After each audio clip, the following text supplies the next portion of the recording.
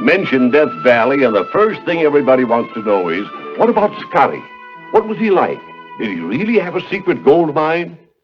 So tonight I'm going to tell you the true story of this legendary character who for over half a century kept the world gaping and guessing.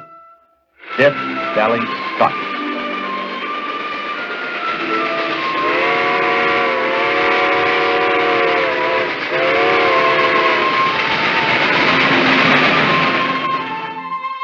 It is the year 1888, and there's a new swamper on the big team hauling borax out of Death Valley.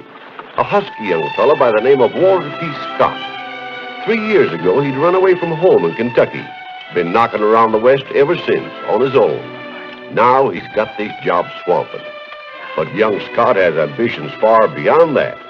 Someday he's going to be rich, find a gold mine, build himself a castle like the castles in storybooks, with a tower and a moat and a dungeon.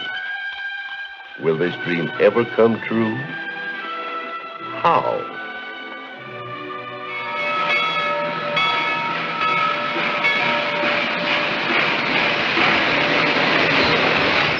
Something about Death Valley, once you've been there, gets in your blood. Take me. I worked out there for just a few months, way back in '88. Then I joined up with Buffalo Bill's Wild West show as a trick shooter and rider.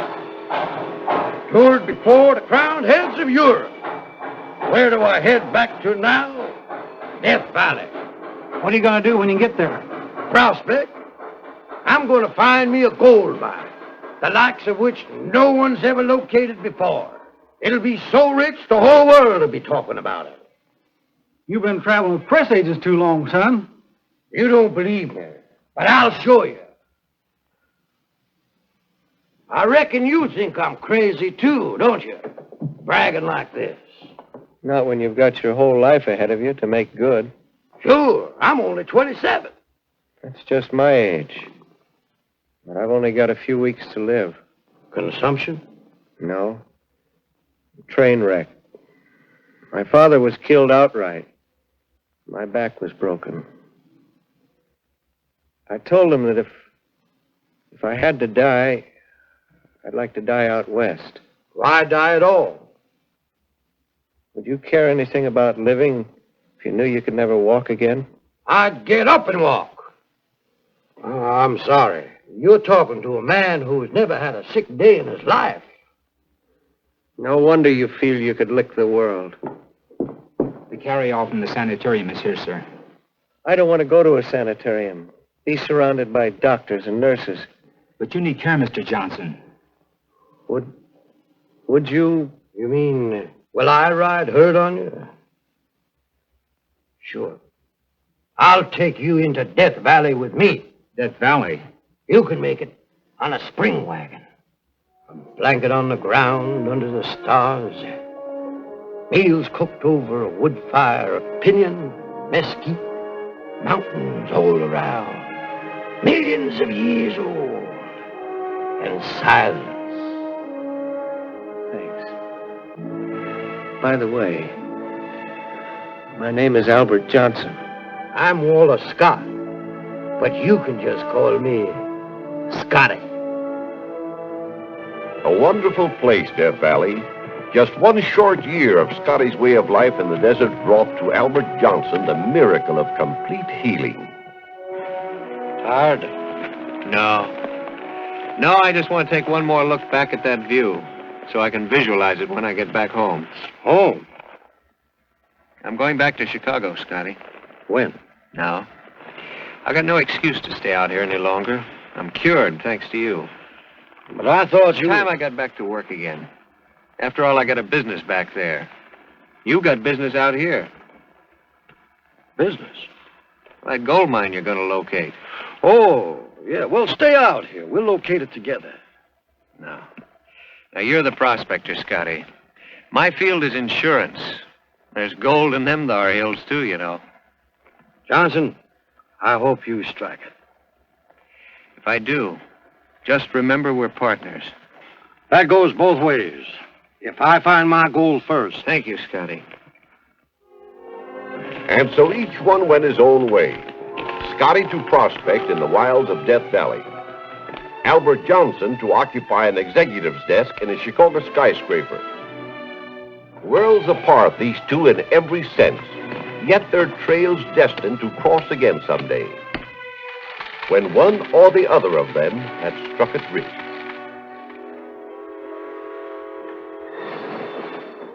I'm all a Scott of Death Valley. I want to get to Chicago in record time. There's a train leaving Los Angeles at 5 o'clock. I said record time, mister. What's the fastest anybody's ever done it up to now? Why, the Peacock Special back in 1900. 58 hours. Well, fix me up with a train that'll get me there in 46 hours. Mr. Scott, Clip 12 hours off the running time. it'll mean clearing the entire Santa Fe system. Disrupting traffic. It'll cost a fortune. Name your poison. No, I ain't robbed a bank. I got a gold mine. Richest gold mine in Death Valley. How much?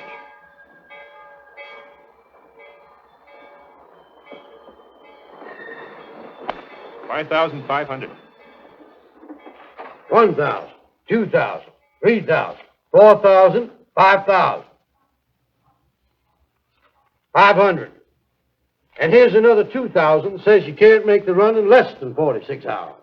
The Santa Fe doesn't bet, Mr. Scott. When do I start? Be at the depot at 12:30 next Sunday afternoon. Good.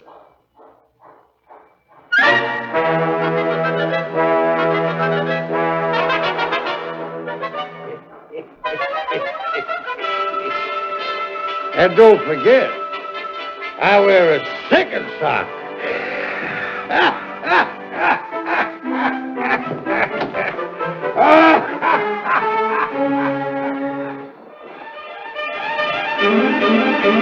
As headlines blazoned the news throughout the country, the Coyote Special started its 2,265-mile race across the continent from Los Angeles to Chicago.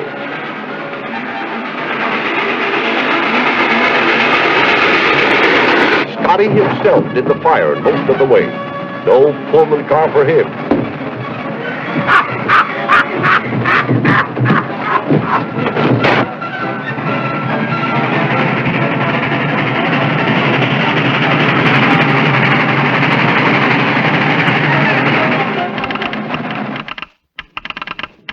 They're certainly covering ground just past through Barstow. Taking curves at 65 miles an hour, hitting up to 96 on the straightaway.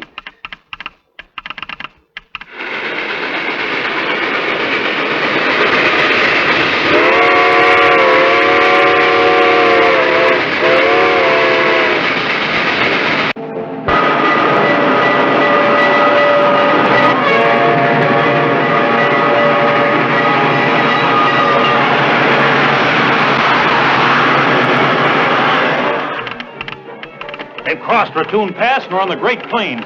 They covered 203 miles in 194 minutes. That's an average of 63 miles an hour.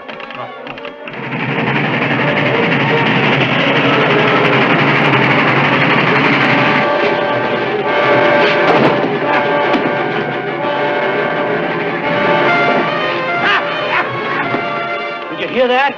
They hit a speed of 106 miles an hour. World's record.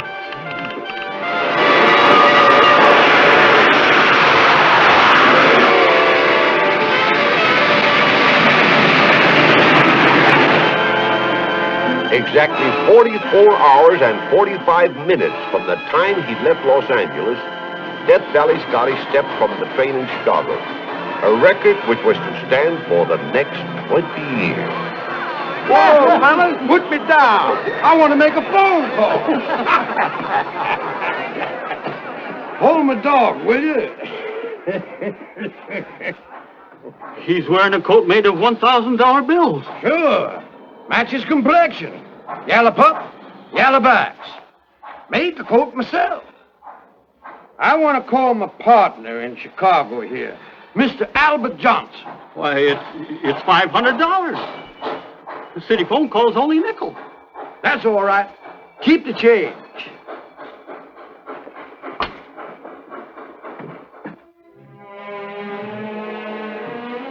Yeah, I sure had that train flinging cinders.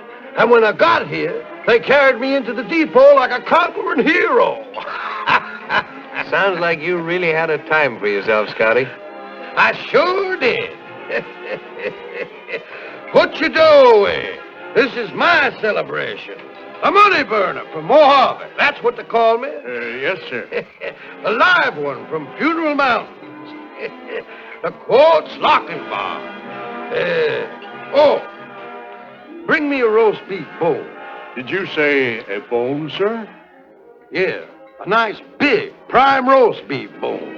And make it snappy. Yes, sir. I don't know who's getting more enjoyment out of this, Scotty, you or I. Oh, by the way, did I tell you? As we raced through Barstow, I chucked a bottle of champagne onto the platform, right where we first met. You said then that someday you'd have the whole world talking about you, remember? Yeah, I sure got a pretty good start, haven't I? Oh, thanks. Just right. Here you are, Goldbug.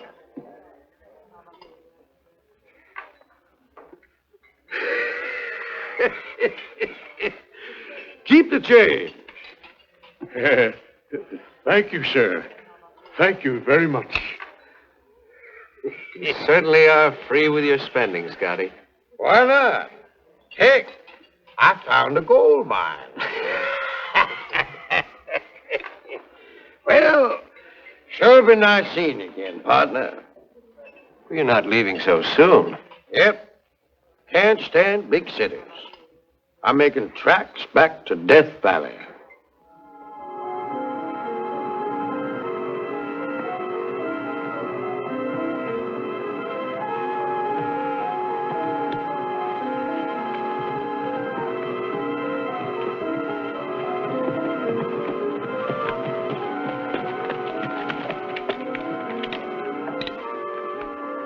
Sure stick in a rough country.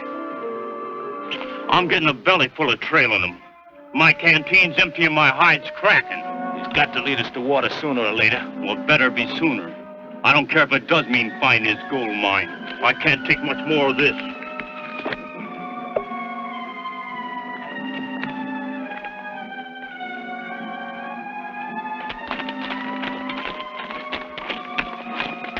I told you you'd have to lead us to water sooner or later.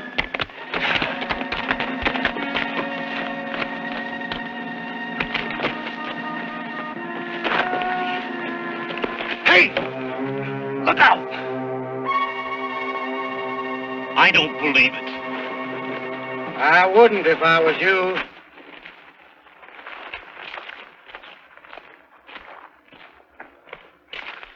Is this your idea of a joke? I don't joke with bloodhounds. Nearest water hole from here is Mesquite Springs, 30 miles south. I'd advise you to start backtracking pronto. This water ain't poisoned. He's bluffing. Sure. I'm only bluffing. Go ahead and drink it. Or maybe you better let your horse try it first. The old man might as well be dead himself as to lose his horse out here.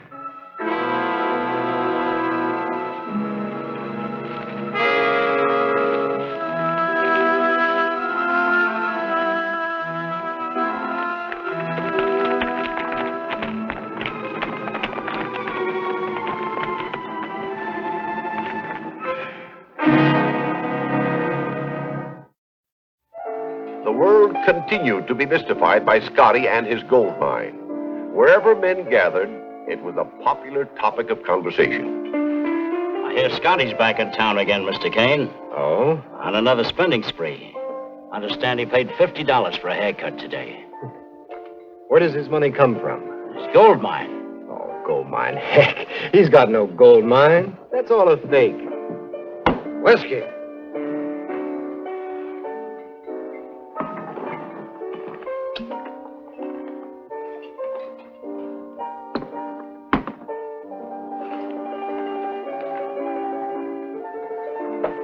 So I'm a fake, am I?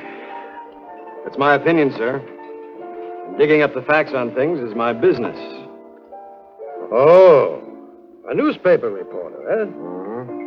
Well, just what facts have you dug up, Mr. Kane? Number one, there's no record of you ever filing on a gold claim in your district.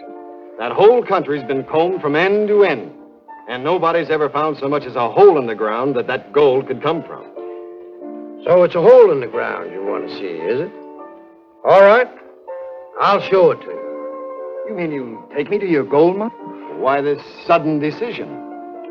Well, if you must know, I've got to go out there anyway with my partner, Johnson. Got to see about starting big-scale operations. Big-scale operations? Yeah.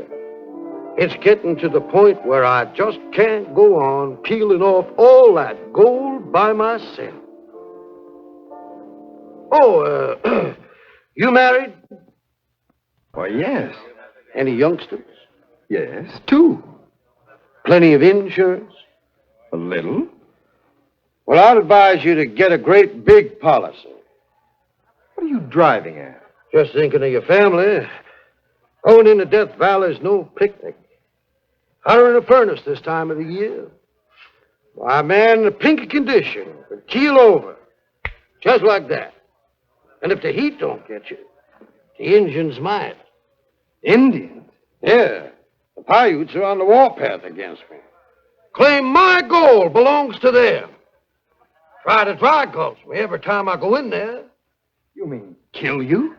Kill me dead. Almost got me 2 weeks ago. Thought I was a goner for sure.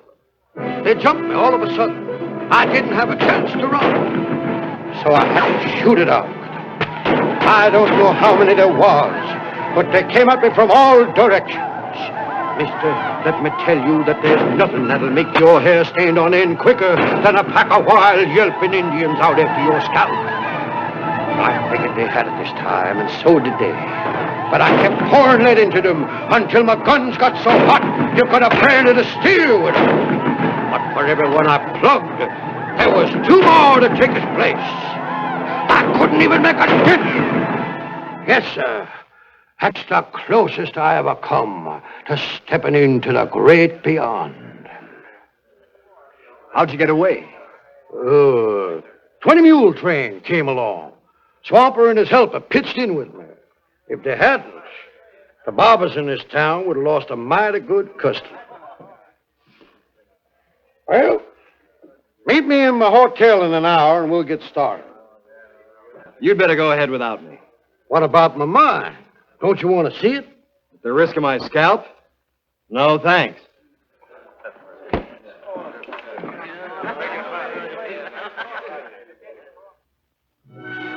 At the north end of Death Valley in Grapevine Canyon was an old rundown ranch owned by a hermit known as Old Man West. You want to buy this place? What for? I like the location. Has a magnificent view. What'll you take for it? The view? Oh, that won't cost you nothing. But the ranch? Well, I paid Jake Stellinger $300 for it some years back. But I put in a lot of improvements, like this here shack and such. Of course, real estate values have gone up since then. Oh, sure.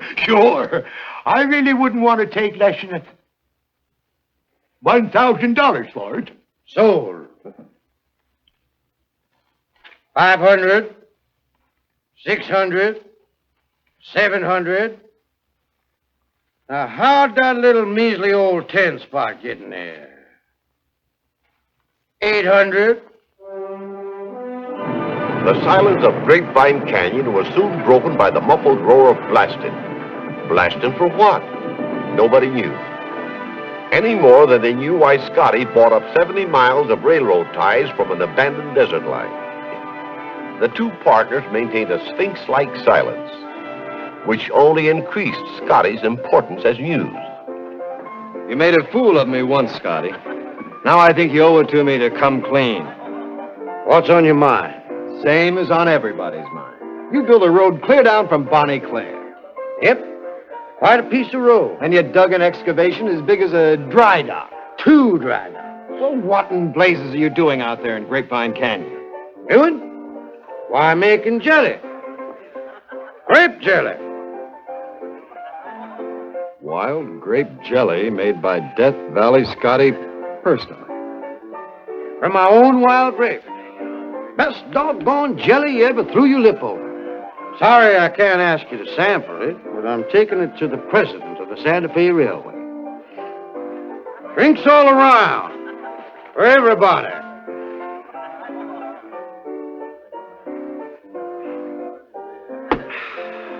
Nice seeing you again, Mr. Kane.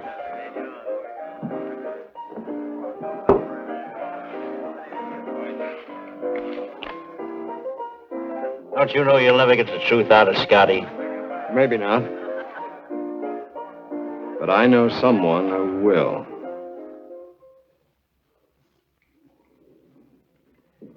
You say that you've never paid an income tax, Mr. Scott. Of course I ain't. How can I be expected to pay on something I ain't got? You claim you have no income? That's right. And yet you charter special trains. That was way back in 1905, brother. And you've been spending money like water ever since. Ain't no tax on water, is there? Mr. Scott, what is your occupation? Prospecting? What do you live on? Hopes. Like all prospectors. Ain't no tax on hopes, is there? Then how do you explain this castle of yours? Castle? In Death Valley. Oh, I got a piece of land up there with a shack on it. But no castle? Every man's home is his castle, mister.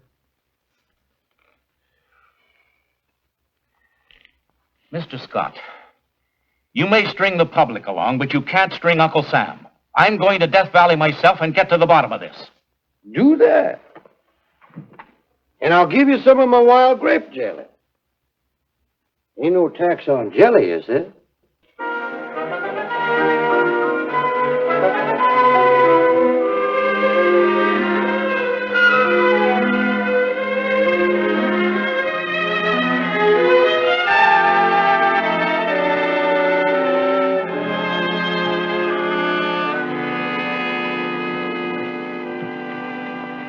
Whoa. Right here we made our deal. Remember? Almost 30 years ago. And the world still can't figure it out. Even if you told them, they wouldn't believe it. It's too darn simple. Just a couple of partners, each of us sharing what the other one's got. Whether it's nothing or everything. If you ask me, Scotty, I'd say we both had everything. Death Valley has been very generous. It's given me my health. And it's provided me with a lifelong hobby and plenty of laughs. Thanks. I've tried to put on a good show. Greatest one-man show on earth. I reckon Death Valley has given me all I could ask for, too. My name in headlines, money to burn. Even the dream I used to have when I was a kid. Riding along on the big wagons. Even that has come true. Death Valley Scotty's castle. It was like the castles in storybooks, with a tower and a moat and a dungeon. The tower has a set of solid silver chimes, and there's music also from a $50,000 pipe organ in the music wing. The gateway leading to the courtyard swings on hinges that cost $3,500 a pair. There are fountains of jasper, fireplaces that burn railroad ties as logs, rare furnishings from all over the world. Over $2.5 million went into this fabulous place overlooking Death Valley. Where did the money come from? Did Scotty really have a gold mine? The best answer I can give you is in Scotty's own words. All this, you see, is just the tail of the kite. Find the kite, and you really got something.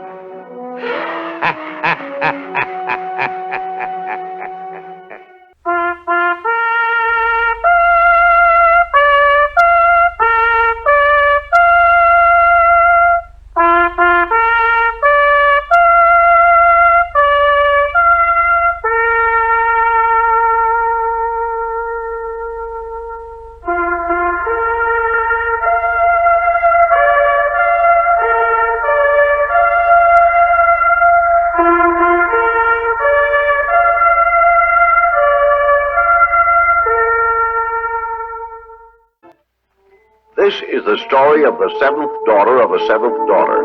She came from Scotland in the 1850s. Her name was Eily Oram, but the folks here called her the Crystal Gazer because of her power to see the future in the crystal ball, or peepstone as she called it, which she always carried with her. The same scene again. Somewhere that valley exists, on those barren mountains. And someday I shall find the place, for there, as sure as my name is Eily Oram, there lies my destiny. Good morning, Eily. Oh, good morning. Good luck to you both. We'll need it if we're going to eat tonight. And since when did I ever refuse any of you boys a meal? It beats me, Eily, why you're willing to work so hard for so little. Feeding a bunch of hard rock miners. Doing their filthy wash. Why, some of them clothes has been on men's backs for a year. Oh, I won't be doing this forever. Fate led me here to Washoe Valley. And here I stay till I learn the reason why.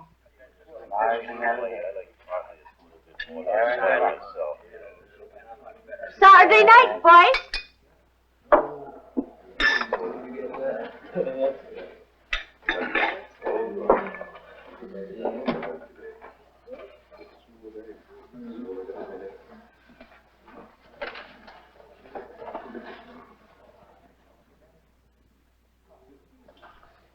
Thank you, Pat McLaughlin.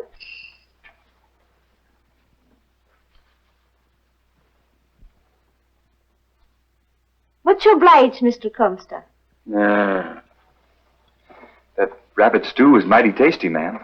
Oh, I'm glad you liked it, Mr. Bowers. My friends call me Sandy. Oh, you're Scottish? Aye, like yourself, ma'am. Well, my friends call me Eily. Thank you, Sandy. I hate to ask it of you, Miss Oram, but will you take another IOU? Still playing in hard luck, Mr. Rogers? Oh, there's gold in every claim I've staked. Trouble is the stuff it's mixed with.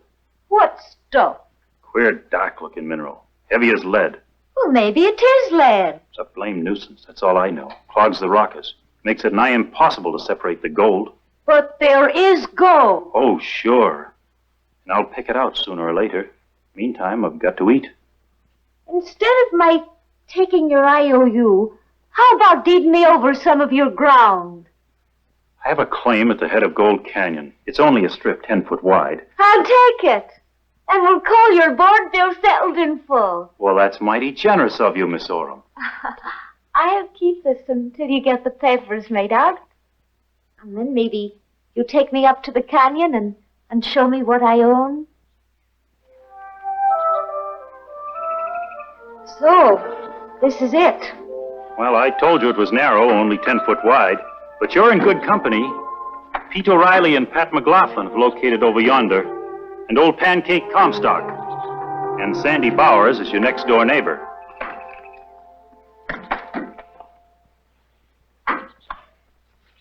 Here's your IOU.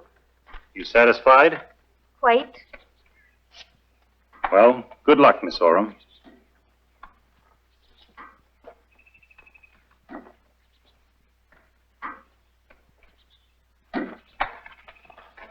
Good morning. Eily, what are you doing up here? Oh, I came to look my claim over. John Rogers just deeded it to me in settlement of his board bill.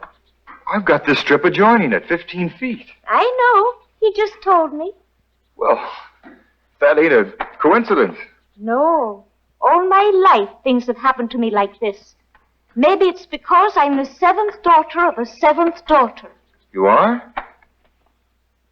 I always knew there was something special about you, besides your cooking.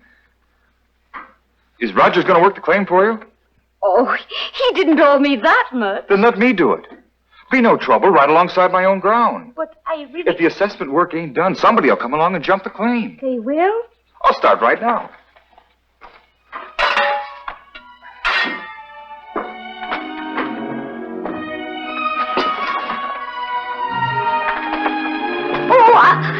let you do this for nothing, though. In return, I'll do your washing. Oh, but that don't seem right. But I do it for the others. But the seventh daughter of a seventh... Now, you bring your clothes down when you come down for supper. Oh, and some gold, perhaps, for my new claim? Aye.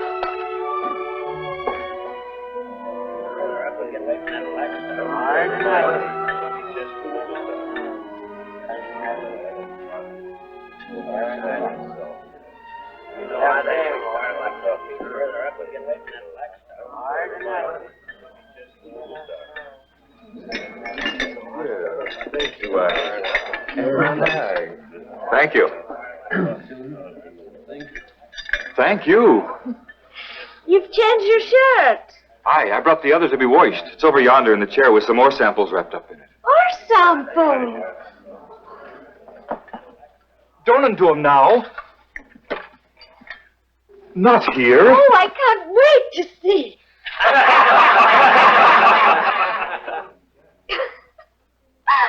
Well, I didn't think you wore petticoats, Sandy. Oh, I can see flecks of gold like tiny spangles. The trouble is the cussed stuff around it. This heavy black mineral, like lead. Oh, yes, John Rogers was telling me. It's plaguing the life out of us, slowing up our work. You mean it's everywhere, then? Aye. Take us though at the head of the canyon, where our claims lie. Well, if it's lead, wouldn't it be worth something? We don't know that it is lead. Well, why don't you get it assayed? I can tell you why. Why, Mr. Comstock? 'Cause there's a jinx on it. What do you mean? Every time anyone learns the secret, something happens to him. Ain't that right, fellas? That assayer in San Francisco who tested some samples, he's found shot dead in bed. The Gross brothers knowed, but they both died before they could tell. Jose, he got sudden blood poisoning. It's weird. Weird. You don't believe it? Ah, but I do. As the seventh daughter of the seventh daughter. Let me have them, Eily. Well, leave them with me. The stuff's hoodooed. I just want to look. All right.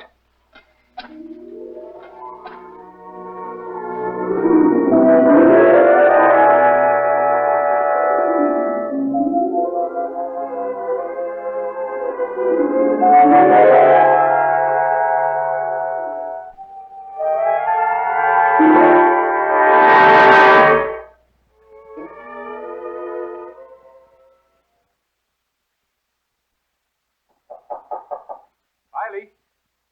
Oh, Eily, it's Sandy.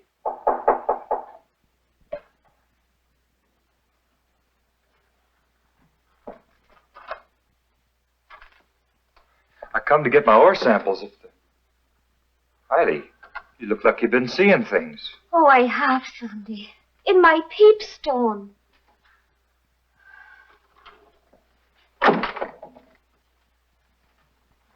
I have not told this to many, Sandy, but I have the gift of second sight. The seventh daughter. In this crystal, I can see what's going to happen and see places and things hidden to most eyes. It's miraculous. It was this that first showed me Washoe Valley, clear as crystal. And now? I can't explain it, Sandy. First, there was only a fleck. And then, of a sudden, a great big mass of shining white like a mountain, glittering till it almost blinded me. I don't see nothing. But I saw it, and it means something. My peepstone never lies. Does it ever show folks? Faces of the living and the dead. This man is very much alive. He's got sandy hair, blue eyes, stands 6 foot in his stocking feet, and he'd like to wed you. Would you, Eily? Sandy. Our claims lying side by side. They could be joined, too. Look in the crystal, Eily.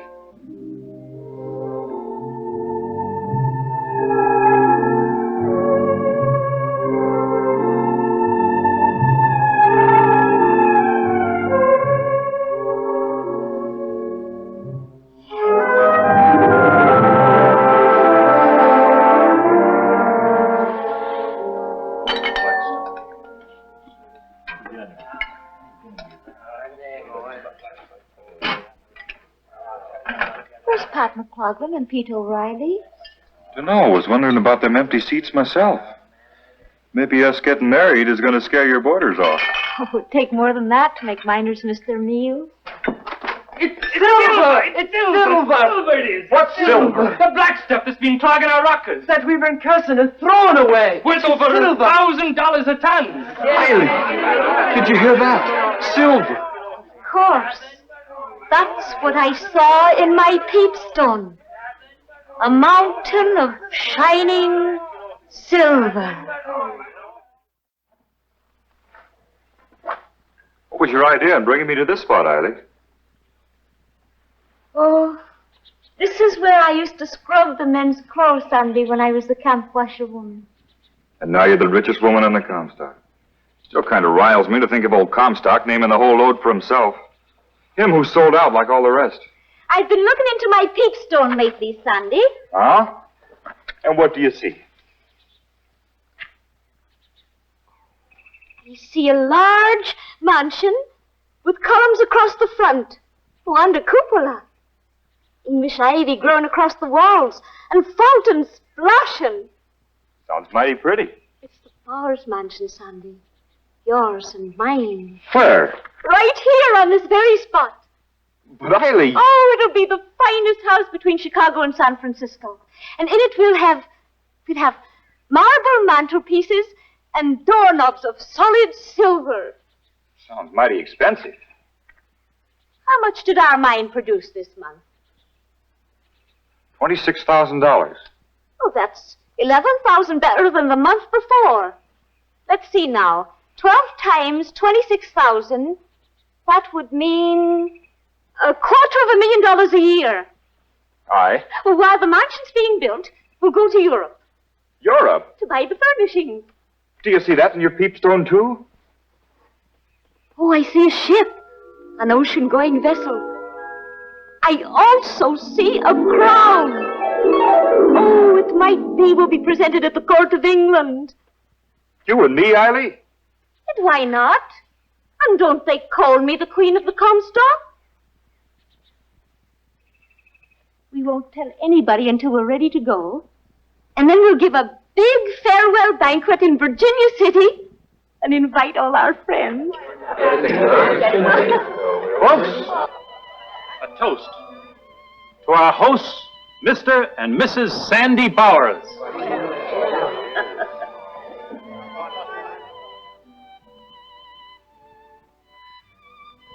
How about a speech, Sandy?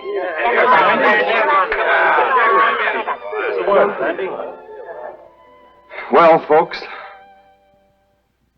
I've been in this here country among the first that come here. I've had powerful good luck. I've got money to throw at the birds. The gentleman ain't got very much of a chance to spend his coin in this country, and there ain't very much to see. So, me and Mrs. Bowers is going to Europe to see the sights. What a wonderful idea. One of the great men of this here country was in this region a while back. That was Horace Greeley. I saw him. He didn't look like no great shakes to me.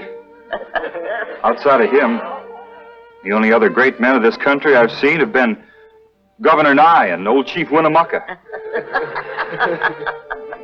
So, now me and Mrs. Bowers is going to Europe to see the Queen of England and the other great men of that country. So I hope you'll all join in drinking a toast to Mrs. Bowers' health.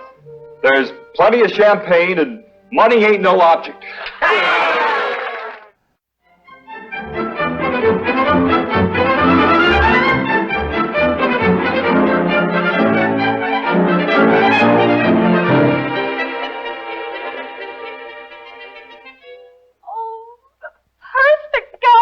Presentation. Net me one just like it. And I'll take the ermine coat and the diamond tiara and the brooch. I'll take them all. Oui, monsieur. Riley. Even if Queen Victoria wouldn't receive us, I'm sure Napoleon will. This is running into a lot of money, Eily. What with the furnishings for the mansion? Well, we brought $250,000 with us. And spent 20,000 of it in one day.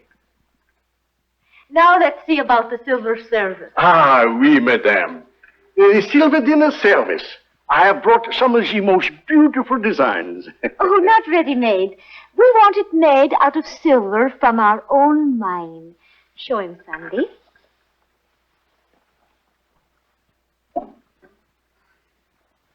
We brung these bars of bullion clear from Nevada. Ah, mon Dieu. How many will it take? You wish a full service for 24. 24? 24. With silver goblets and silver finger bowls. But certainly.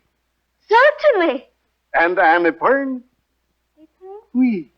Oh, we use wash bowls and pitchers. An apron, monsieur, is a centerpiece for the table. When you entertain... For the company, of course. Make us 6. We'll be giving large parties when we get back to the Bowers Mansion. Oui, madame. 6 aprons.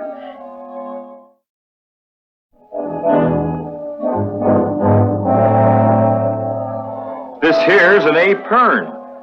Had 6 of them made. Well, what's it for?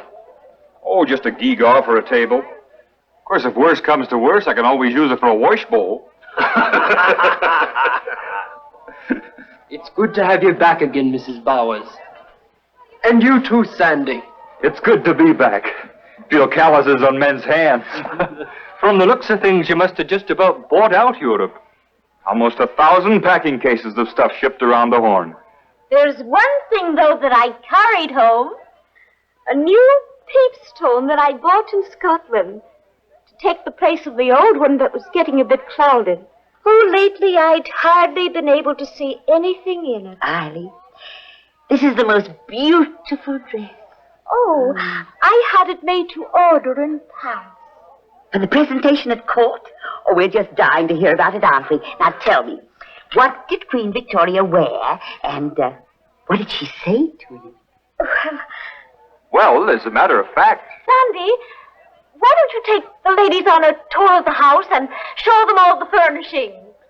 Good idea. Ladies?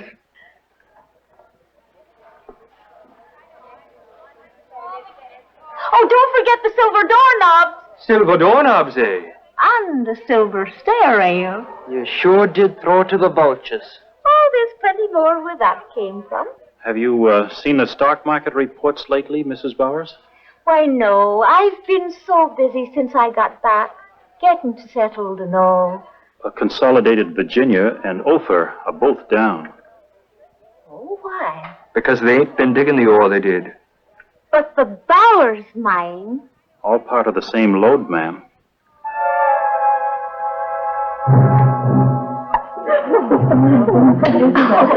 It sounds like the champagne is going fast. You gentlemen better get in there. Sure, my throat is a little dry.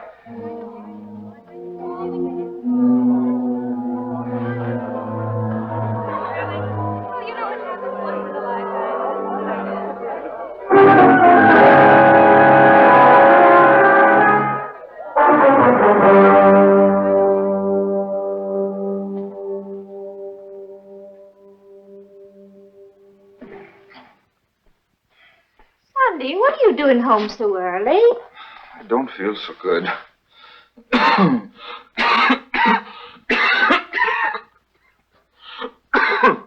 You've got a fever and your cough's getting worse. Now you get right into that bed. It's all wrong, Sandy. You're going down to the mine where it's steaming hot and then coming out into the cold. I'm needed down there. Production is falling off now every day. It'll pick up again. Talk is, the load is petering out. Oh, nonsense. It goes clear through to China. Now you stop worrying. Eily, look in your crystal. I have. What did it show? A man tucked in his bedstead with a soapstone at his feet drinking a nice hot toddy. Oh, Eily. Now I'll go get the whiskey.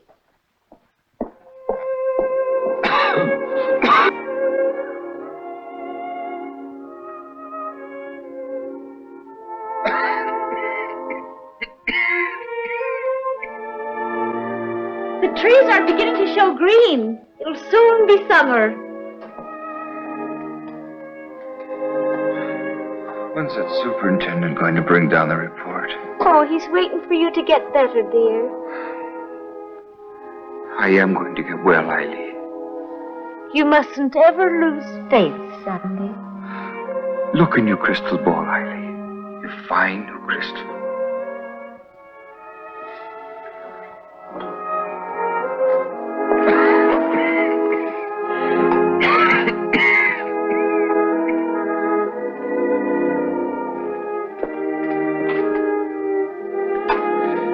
Tell me.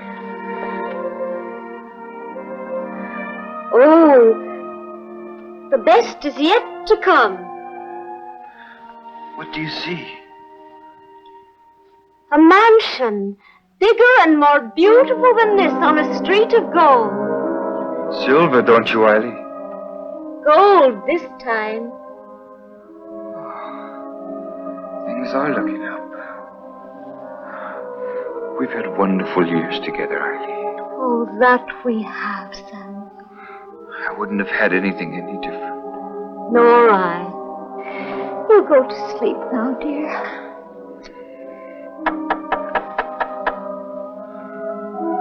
There's someone downstairs at the door. I'll go see.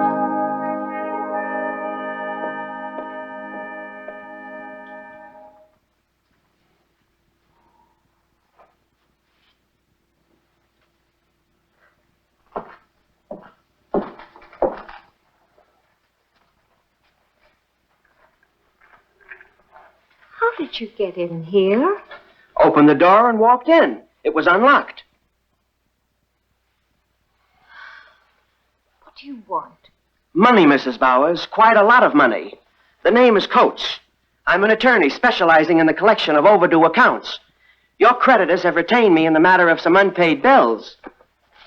A lot of bills, Mrs. Bowers. I know. I lie awake nights thinking about it. Then why don't you pay? Our bank account is closed. We have no funds. I've sold every share of mining stock we own. The Bowers are bankrupt. That's too bad. I shall have to attach the house immediately, and everything in it. Oh, please, not right away. My husband is very ill with consumption. Wait just a little longer. A week, maybe. And then it won't matter.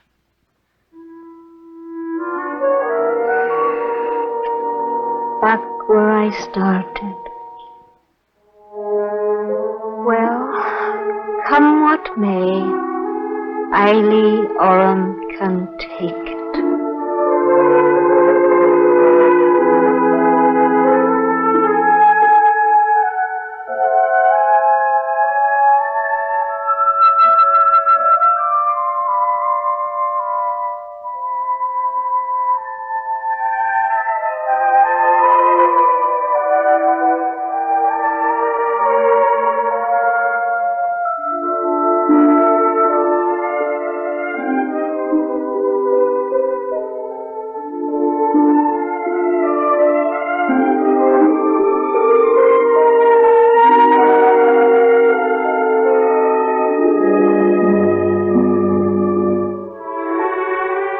Eileen's last days were spent peacefully in the king's daughter's home in San Francisco.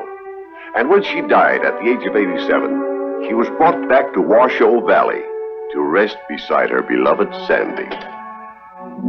You can see their graves if you visit the mansion today. Oh yes, the Bowers Mansion still stands, a landmark of the great bonanza days of the Comstock, and a monument to one of its most intrepid spirits.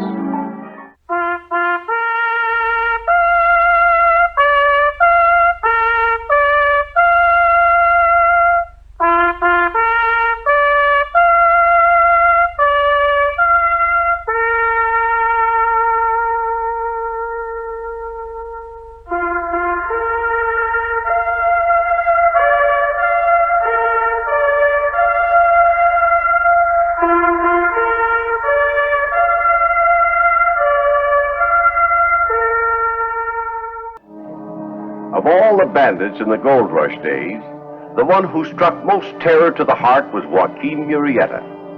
The trail he left behind was marked with blood and echoed the length of California with his famous war cry. I am Joaquin!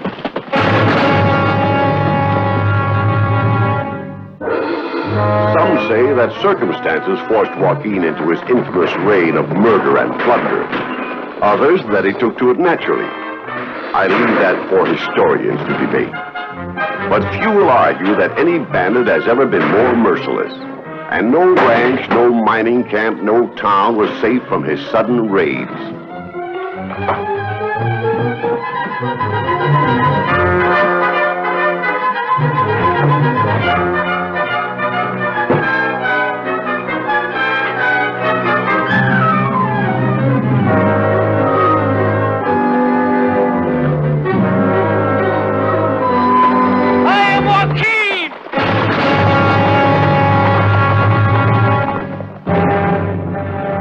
And the red stains on the sidewalk of Sonora will not soon be forgotten. It's terrible. I've never heard of such brutality, murdering those men in cold blood. I'm so thankful you're a sea captain, Stephen. Kind of a freshwater captain these days, traveling up and down the Sacramento River. Well, that's better than making your living in the mountains with men like Joaquin Murrieta at large and his awful three-fingered friend Garcia. You shouldn't read those stories, darling. Nor you either, baby. Oh, it's time for her to go to bed. Oh, let her stay up a little longer. My one night home. Oh, you'll spoil her, Stephen. I see so little of her. First thing you know, she'll be a young lady and we'll hardly be acquainted. Oh, at the rate you're going, you'll be able to have enough money to retire soon. Full passenger list, every trip up to the mines. And just as many coming back, loaded with gold. Oh, I'm not complaining, dear. I just wished I could take Nita with me. Could I, Ann? Stephen.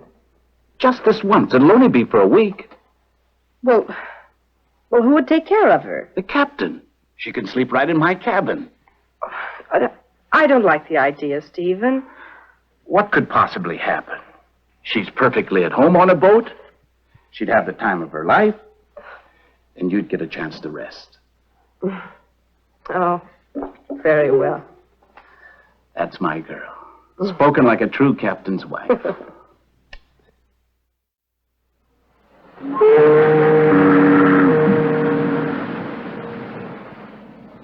And when we get home, we'll tell Mama what a good girl you've been.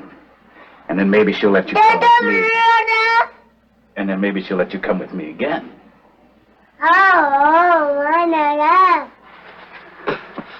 Now in with you. Oops.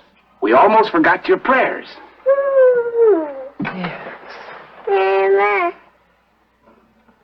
Now I lay me down to sleep. I pray the Lord my soul to keep. If I should die before I wake, I pray the Lord my soul to take. Amen.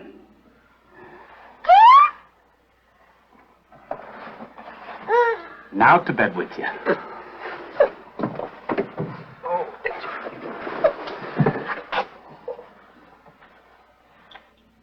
Good night, my precious. Sweet dreams.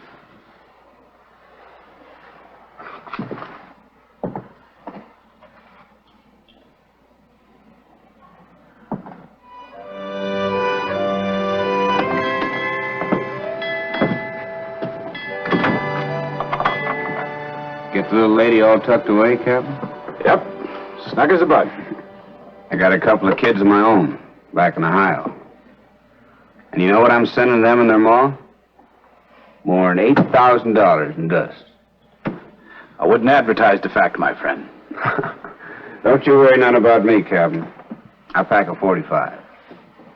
And when we get to Frisco, I'm taking this stuff direct to Wells Fargo. There's a rowboat out there. Some poor duffer rowing himself all the way up the river to the diggings. I sure don't envy him none. Seems to be more than one man in the boat. Yeah, at least 3. Well, at least you'll have some help with the...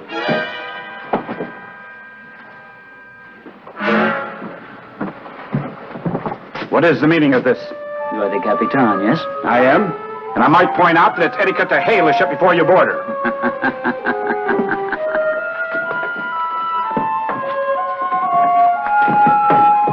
Mariette. I am more king.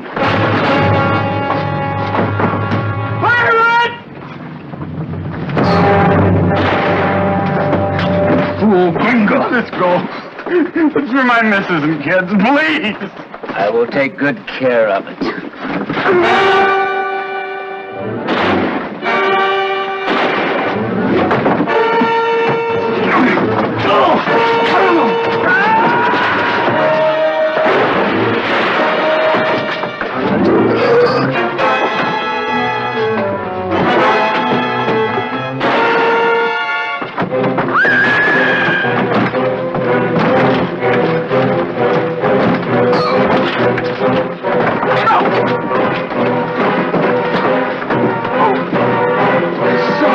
You have much gold in there, eh?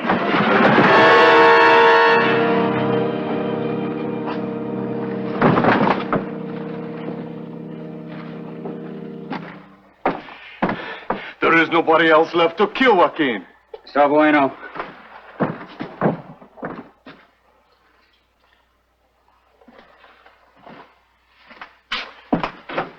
You know, amigo, this is better than robbing stagecoaches. Look, more people, more gold.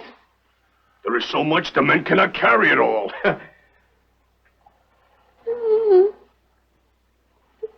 Caramba, a baby. She is sleeping.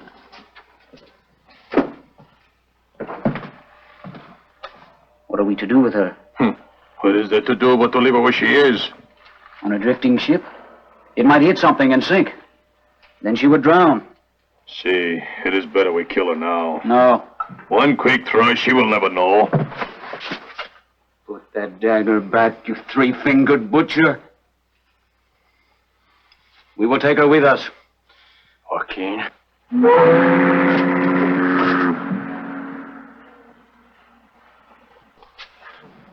There's a steamer coming up the river. We must leave quickly. I will carry her. You pack her clothes and that. And after we get her ashore, what then? I will decide.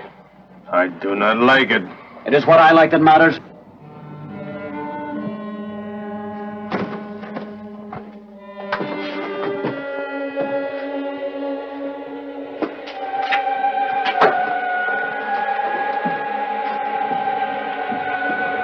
Bring that.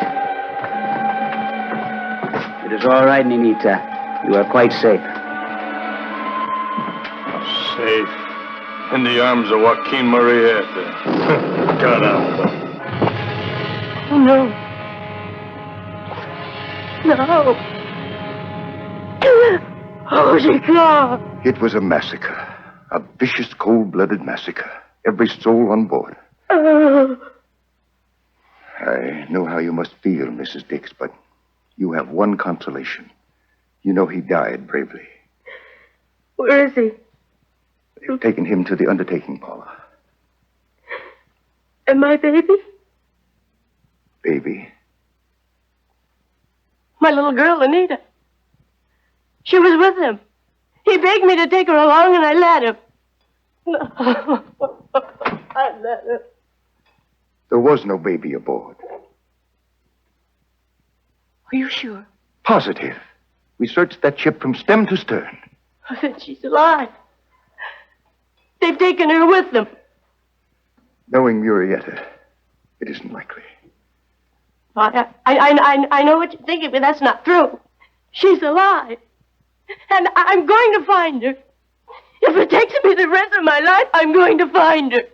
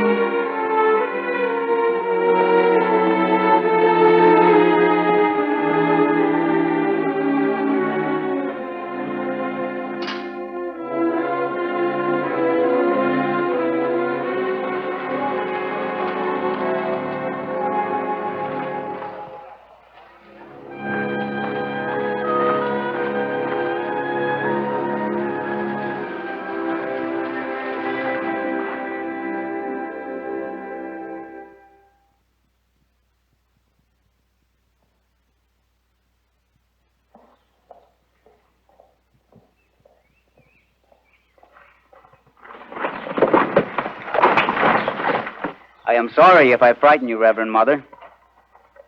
I come to inquire about a little girl who was left here one night last year. She was hardly more than a baby, with dark hair, flashing eyes, and... You must mean Angelica. She is still here at the convent? Why do you ask? To give you this. For her care. You are the father. How then do you know about this child? I am Joaquin!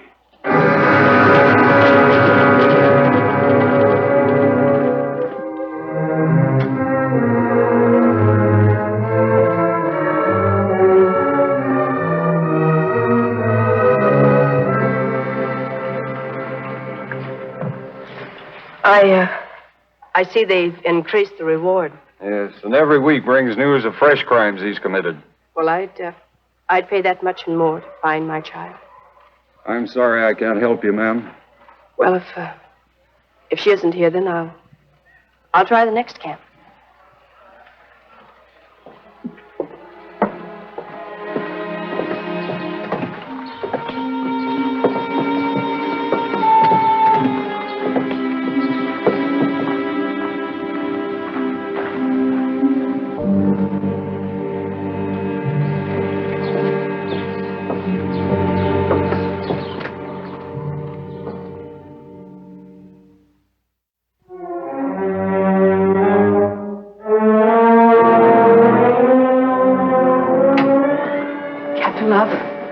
Yes, ma'am. You and your rangers are on the trail of Joaquin Murrieta. You're mistaken, ma'am. We're on our way to Los Angeles. You can trust me not to breathe a word. I have every reason to long for Murrieta's capture. I'm Mrs. Dix, The widow of Captain Dix? and the mother of the little girl whom Murrieta stole. I've been searching for her ever since. Traveling from camp to camp, asking everyone I meet, but there's only one person in this world who knows where she is. That's Murrieta himself. Yes, Mrs. Dix, we are on his trail. His former sweetheart has tipped us off to his hideout. Capture him alive so I can question him. It's my only hope, Captain Love. We'll do our best, ma'am.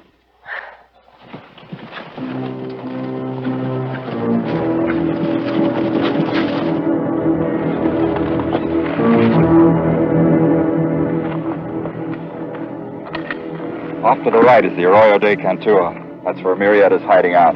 Don't look around now because they're sure to be watching. Do we stick to the plan you told us? Yes. We'll continue to ride until nightfall, and then we'll double back and surprise them at dawn. They just stopped to fix a saddle. I come from Alabama with a banjo on my knee, and I'm going to California, my Susanna, for to see. It rained all night today. I left. The weather was so dry. Not even one look do they give toward the canyon. It is true, then, what my spies have reported. They are riding to Los Angeles.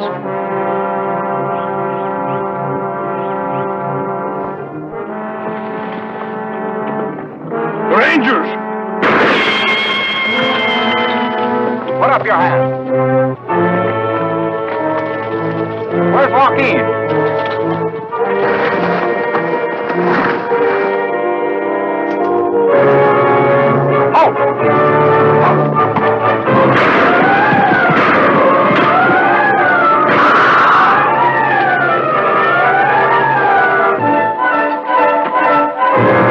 There goes Joaquin.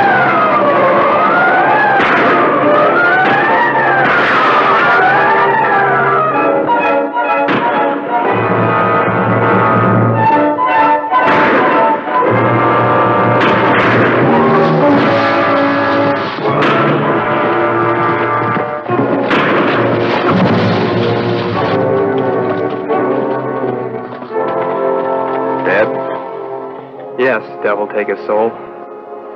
Garcia, too.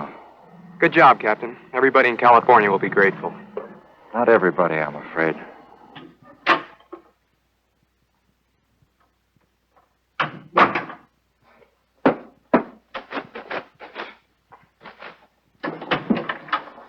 I saw you right up Captain Love. You brought him back. Yes, ma'am. In part, his head. His head? To prove to folks that Joaquin Murrieta is really dead. And you killed him. We had no choice, Mrs. Dix. I felt so sure that at last... I prayed so hard. I'm sorry, Mrs. Dix. Believe me. If only I could have had one little moment with him.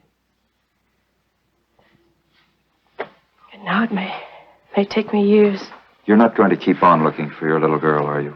All my life, if I must. As long as God gives me the strength. Excuse me, ma'am. Are you the widow Dix?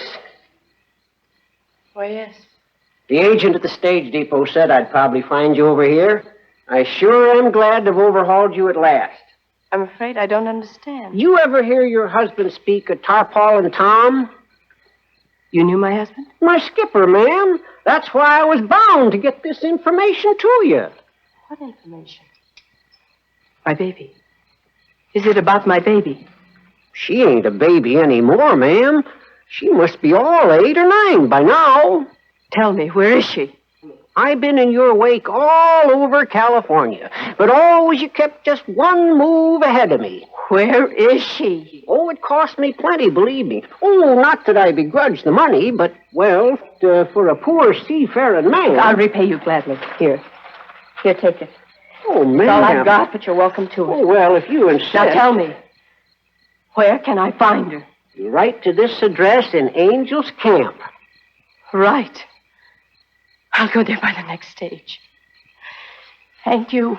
Thank you from the bottom of my heart. Glad to help you, ma'am.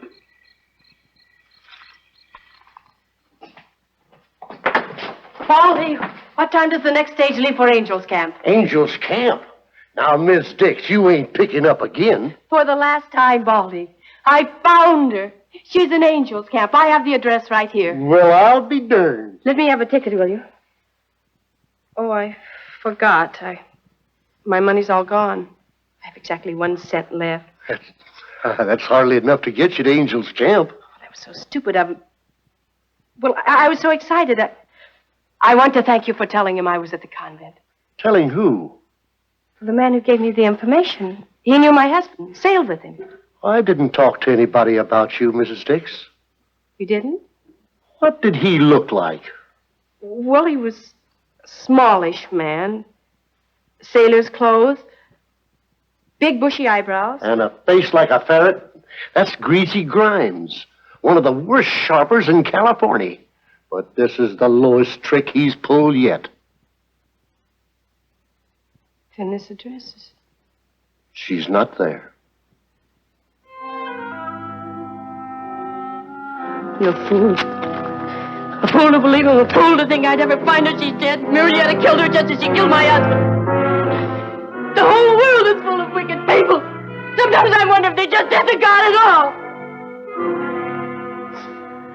Oh, I shouldn't have said that. Now I'm a wicked person myself. I don't blame you, ma'am, for losing your faith. Oh, God, forgive me. Where are you going? To burn one last candle for my child.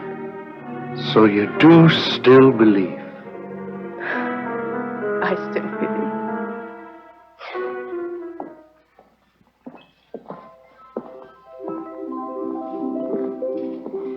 You come here often, my daughter. Well, whenever I'm passing through the town. You don't live in Stockton? I live nowhere. I spend my life in a constant search for my child.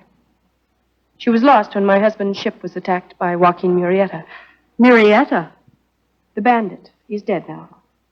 This happened years ago in '52. What time of the year? Early autumn. Why? How old was she? 15 months. She was just beginning to walk. She had on her first pair of shoes. Brown kid button. Little girls are such a joy to dress. Sometimes we have donations. Let me show you some of the clothes. Oh, please, no. It will take Only a moment. Please wait.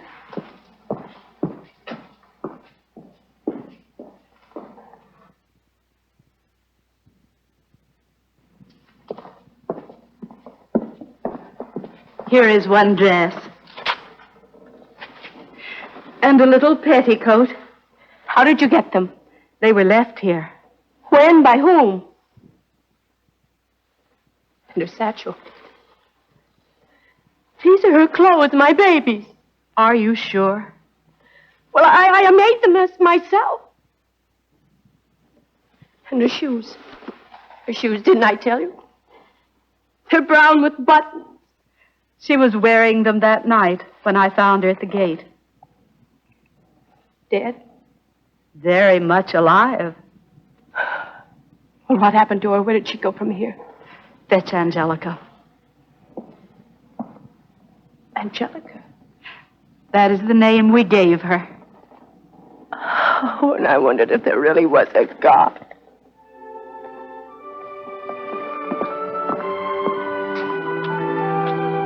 You were looking for me, Mother? And she has found you at last.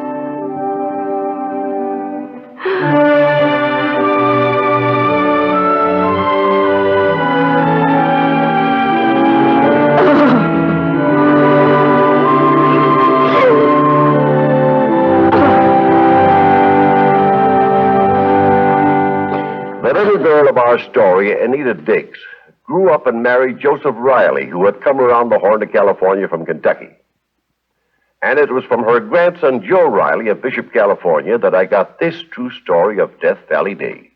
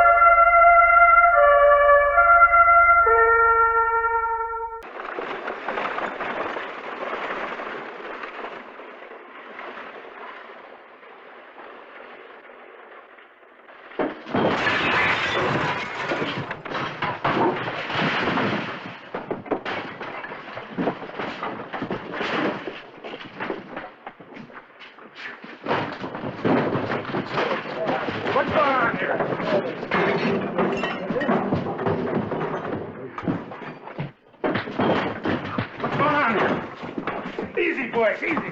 Keep it. Frenchie.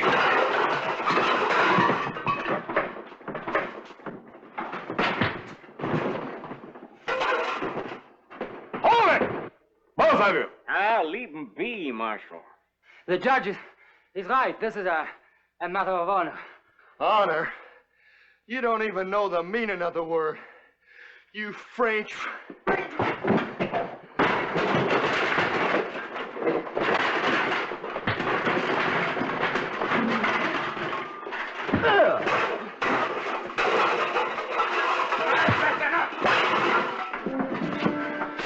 All right, forget the whole thing now, both of you.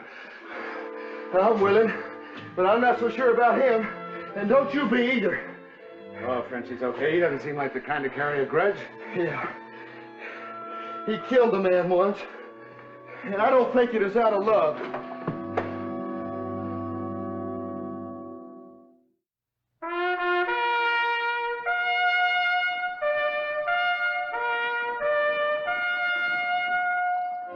Death Valley Days.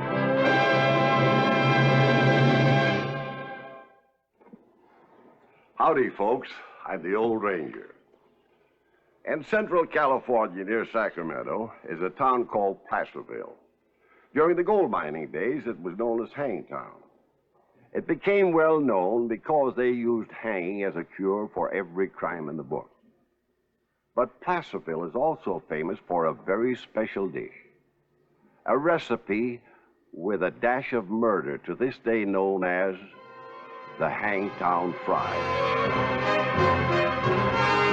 Let her go.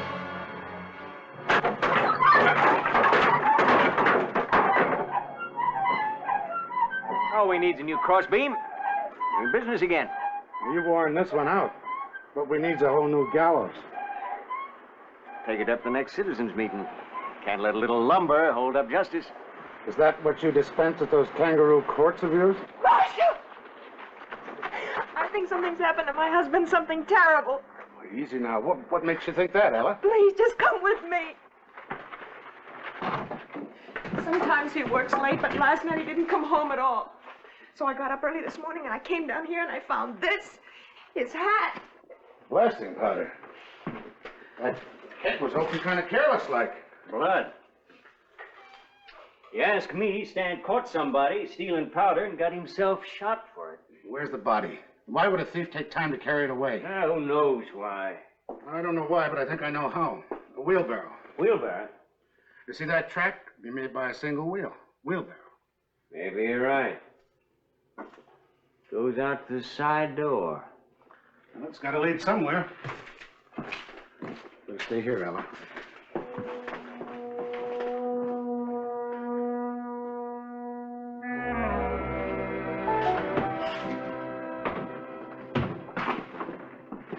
I'm sorry, Ella, but the track did lead somewhere.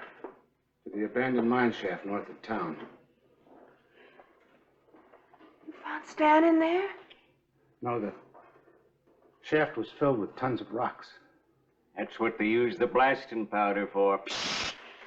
Hide the evidence. Ella, who would want to kill him? Why, don't be an idiot, Marshal. Paul Duval, of course. Duval? Sure. Stan gave the Frenchman a beating yesterday, didn't he? Must have caught him cheating on the books or something. No, that fight was because of me. Duval kept annoying me. I finally had to tell Stan. Well, there it is. We ought to send him back where he come from. In a wooden box, maybe. Now, hold on, Judge. I grant you the evidence points to the Frenchman. But we're talking about murder and we haven't found the body yet. Well, it'd take weeks to dig him out. Besides, that whole mine's a trap now. You willing to risk the lives of men digging up a buried body just to bury it again?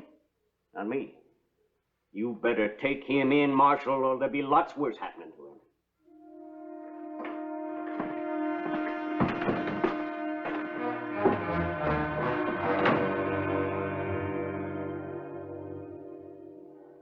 Oh, what a way to start a new day.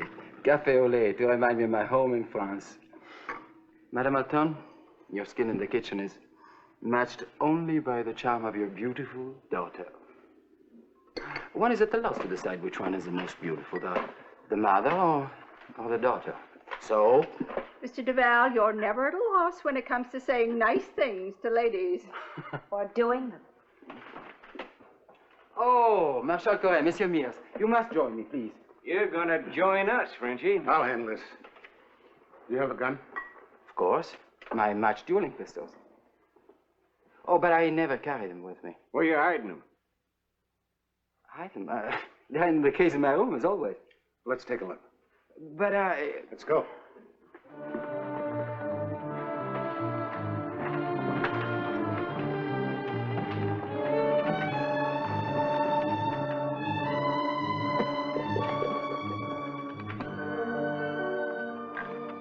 Oh, pretty fancy.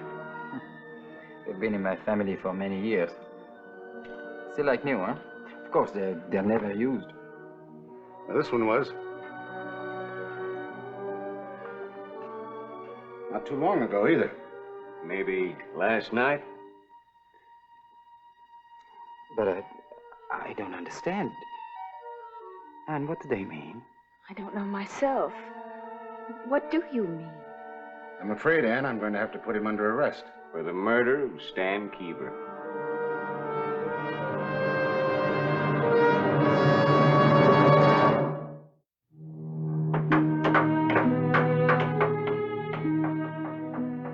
Paul, what Ella said about you trying to make love to her, it wasn't true, was it? It's so ridiculous. It's just as crazy as saying that I killed Keever. Who did? I'm afraid we'll never know. That mirror seems to go very fast.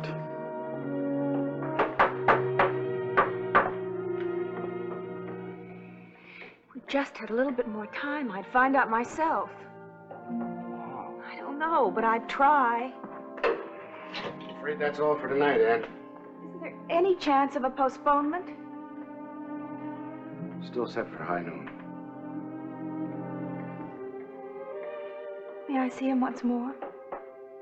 In the morning. You can bring him his breakfast. As you know, it's customary for a man facing the gallows to get anything he wants for his last meal. It's very thoughtful.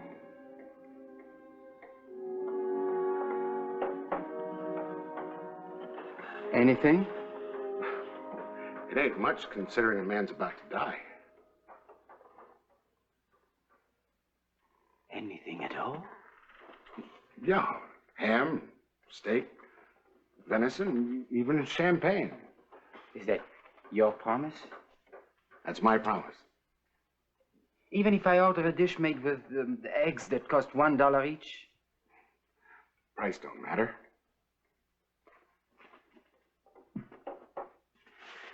Your charming mother is such an excellent chef. I'm sure she could prepare anything I order, if she had the right ingredients. She has oysters, no?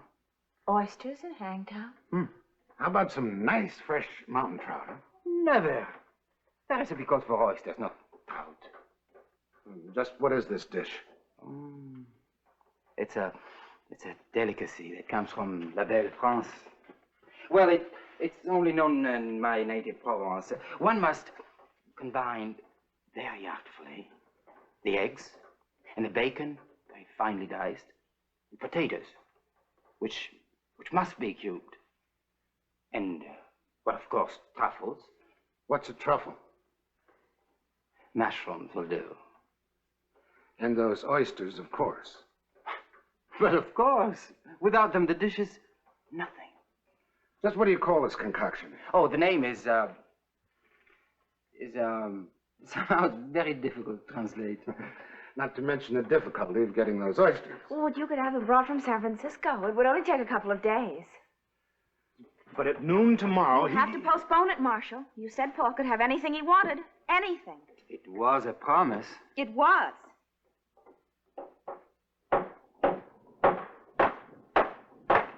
Yes, I guess it was a promise. That's the way it's going to be.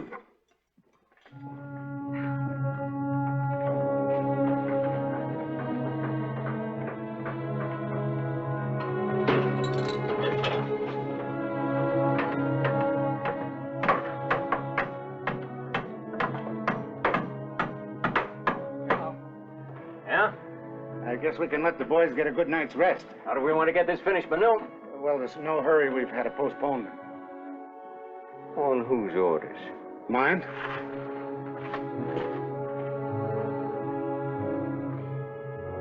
Keep right at it, men. Court passed a sentence, set a time for the hanging. Tomorrow it is. At noon.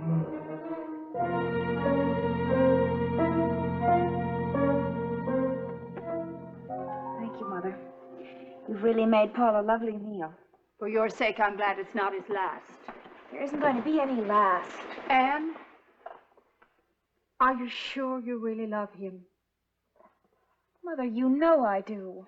Could be he's just turned your head with that French charm of his. And could be Ella Keever was telling the truth in court. No, she wasn't. I know she wasn't. Run along before the lunch gets cold. Let's understand each other, Marshal. We're not going to let some oysters hold up a hanging. They've been ordered from San Francisco, and they're practically on their way. You may not have the stomach to carry out your duty, Marshal, but me and the boys have, haven't we? I don't want to spoil your fun, Calvin. He's in my jurisdiction, and that's where he stays until he gets that last meal I promised him. Well, it better get here soon. Let me through, please. You heard the lady. Step aside, boys. Thank you, Marshal. All right, break it up, break it up. Your hanging's not called off, Calvin. It's just postponed for a time. It may be a little sooner than you think.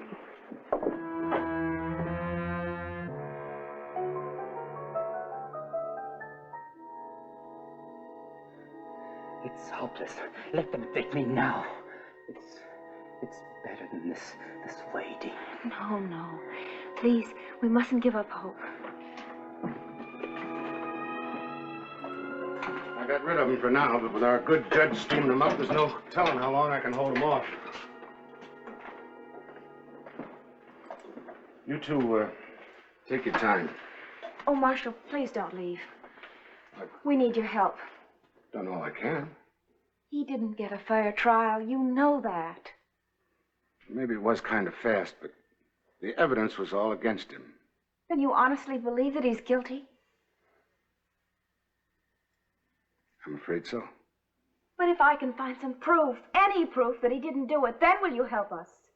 Naturally. What do you have in mind? Well, there was just too much evidence against him, and it was all too plain. I don't think I understand what you mean.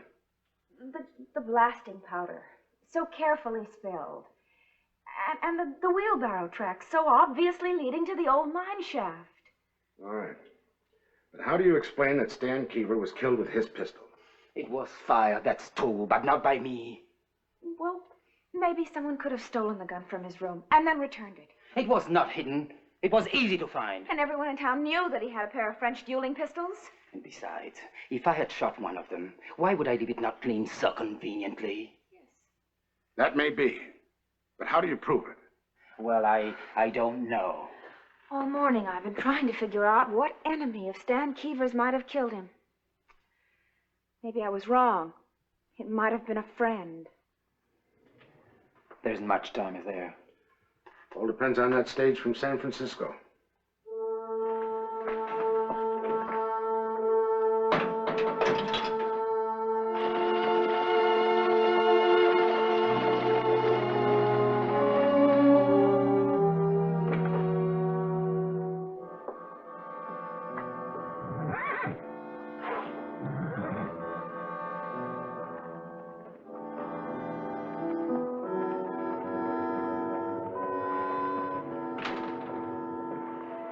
Miss Keever? Thank you.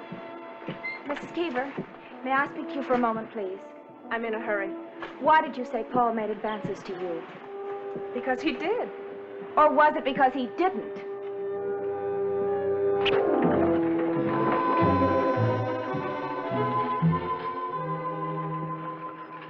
Why did she stop by?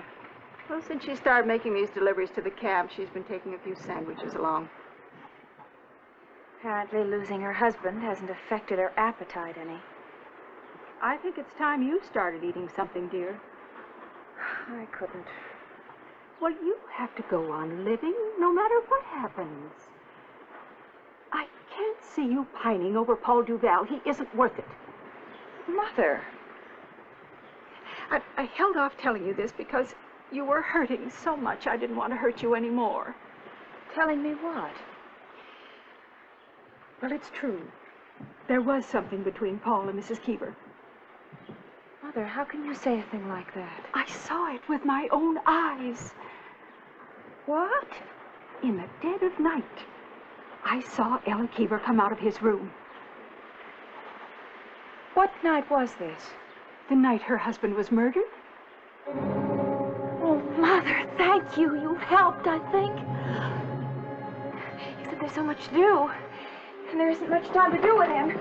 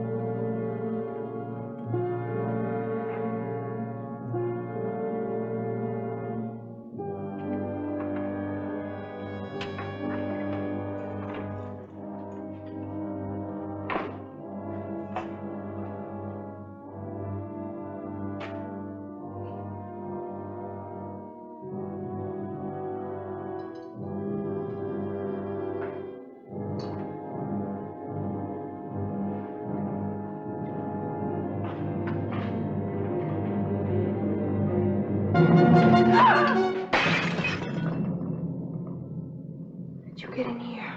I used Paul's key. I hope I won't have to use his gun. What do you want? The truth. You got the truth in court. That wasn't the truth. That's why I'm retrying the case in my court. And I can pass the death sentence, too. You wouldn't dare. Oh, yes, I would. I'm not as brave as you, Ella. If Paul dies, I have nothing to live for. I couldn't carry on the way you have. The way you so quickly took over the business. Taking care of the books, making the deliveries. Working so hard. What are you getting at? That you killed your husband. That's insane. Oh, no. It was just good business. With Stan Keever dead, and Paul paying for it, all this is yours. The most successful enterprise in Hangtown. Isn't that the way it happened? All right. I'll tell you. You were so thorough, Ella. Too thorough in pointing the blame at Paul. Spilling the powder. Leaving the wheelbarrow track that was so easy to discover. It was all so carefully planned, but it was too perfect. You stole Paul's gun, didn't you? You're insane. You were seen. What did you do with it? Nothing. People don't steal guns for nothing. What did you do with it? You used it. You killed your own husband. No, it's not true. Oh. All right, I took the gun, but I didn't use it. I swear it. I can prove it. All right. You prove it. You prove it now. And to the marshal tonight.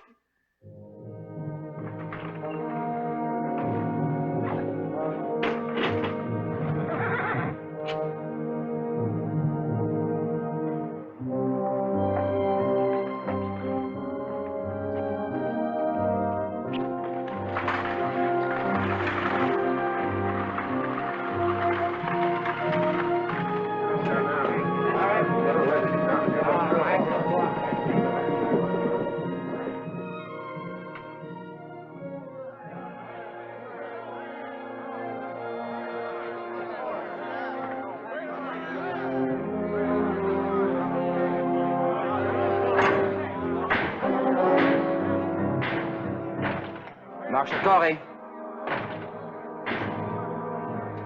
Marshal Corey! Yelling won't do you any good, Frenchie. Listen, Beers, maybe we'd at least tell the marshal. Oh, what for? It's plain as day. That girl of his worked on Keever's window, softened her up. Now she's doing the same thing with the marshal.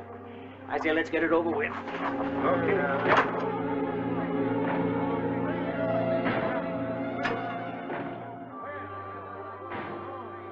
Marshal. Marshal Corey! Marshal!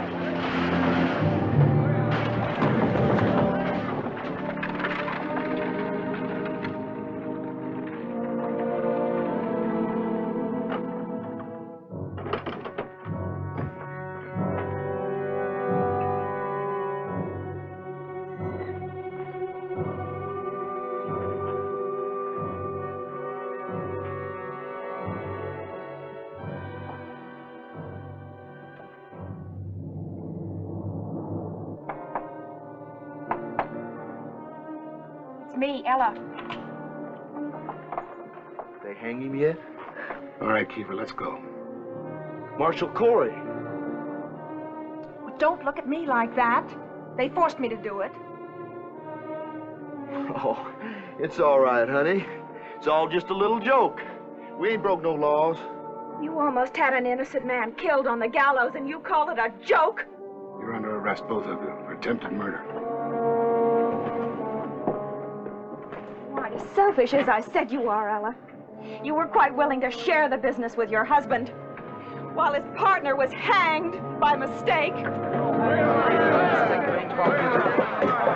I'm innocent.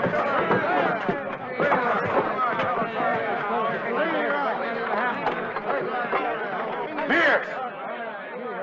Let him go! It's Keever. He's alive.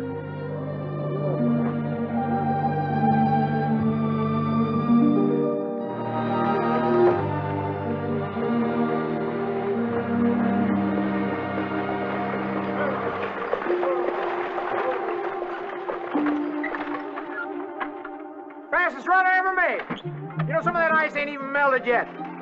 It's the freshest oysters ever hit Hangtown.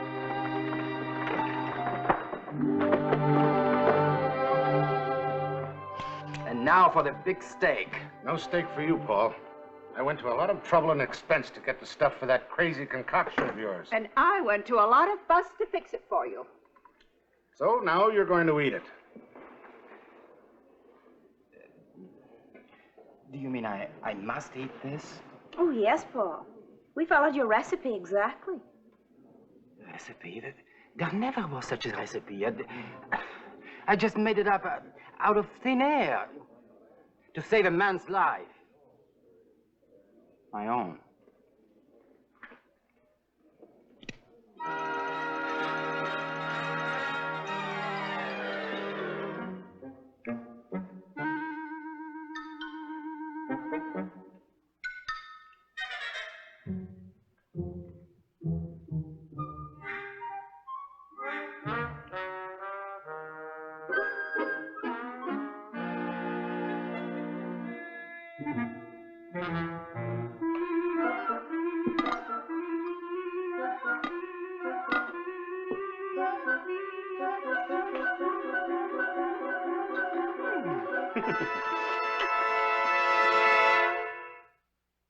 And so it was that a man condemned to die on the gallows at Hangtown, stalling for time, dreamed up a dish that is known to this day in many restaurants throughout the West as the Hangtown Fry. You ought to try it sometime. You might like it too.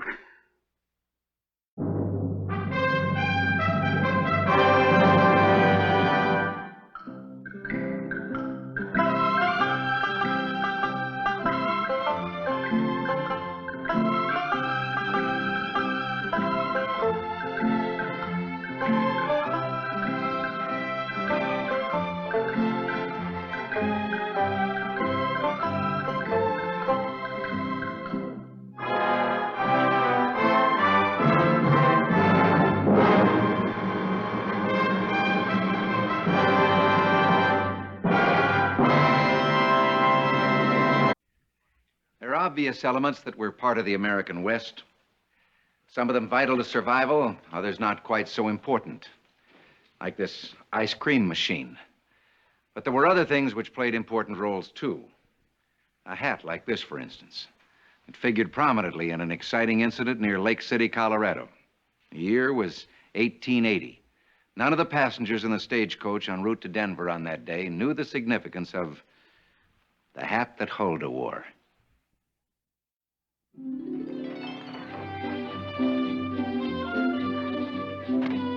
I've been catching these things a long time. They seem like they're getting heavy all the time.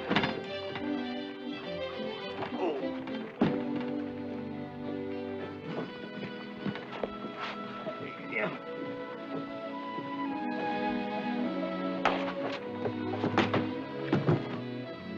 Clumsy ox. Slipped plumb through my fingers. That's an expensive bag. Be careful with it. Yes, sir. Be sure it's lashed securely. Yes, sir.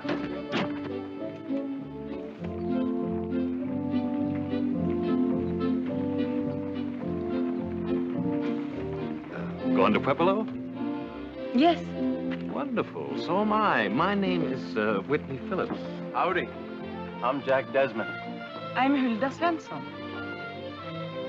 Where's that saddle of yours, Jack? Coming up. Excuse me, ma'am.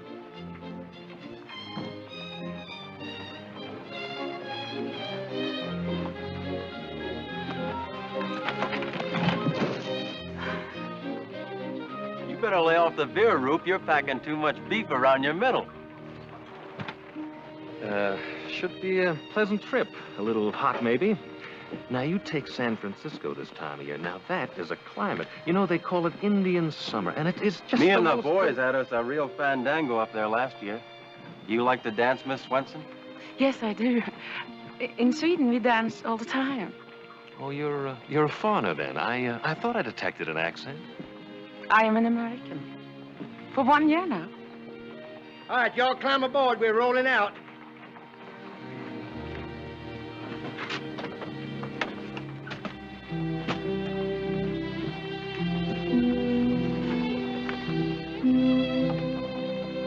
sorry. I can't tolerate riding backwards. All right, let's go. We don't have all day.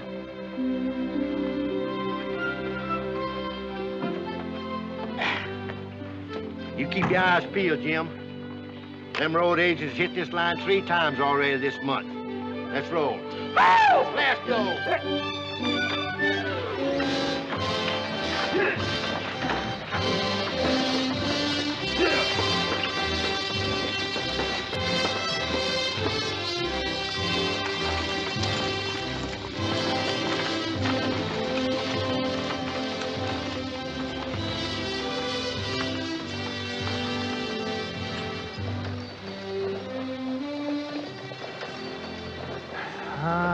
Beautiful country, isn't it? So many different colors, red, orange, patches of green. Magnificent. It is. Beautiful. The most beautiful country in the world. Even more than Sweden. Just what do you do, Mr. Desmond? I'm a cowpuncher. Cattleman, huh? No, just a cowpuncher. Head 'em up, move 'em out, that's it. What's your line, Mr. Phillips? I'm representative for the Chicago Notions and Manufacturing Company. Oh, a drummer, huh? Sales representative. My card? What do you sell? Oh, the line I represent includes fine bone china, silver plate, ladies' millinery. By the way, Miss Svensson, I was noticing your hat.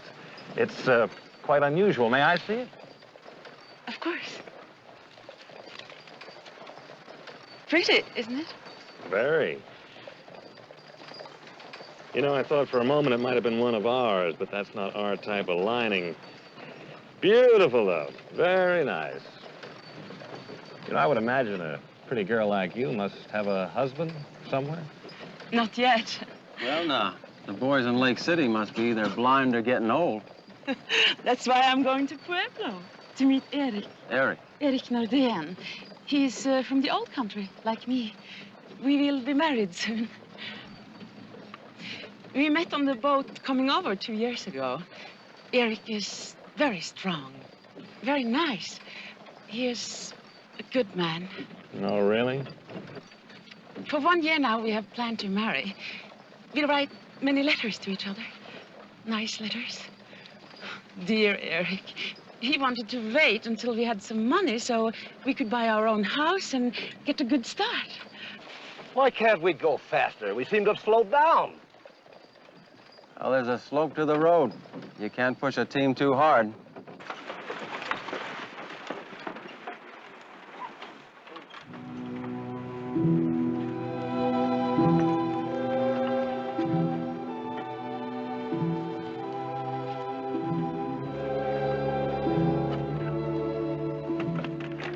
I'm sorry, folks, but y'all got to get out and walk about a half a mile or so. What's wrong? I have to be in Pueblo by night. There's a big steep grade up ahead. The team will never make it with a full load.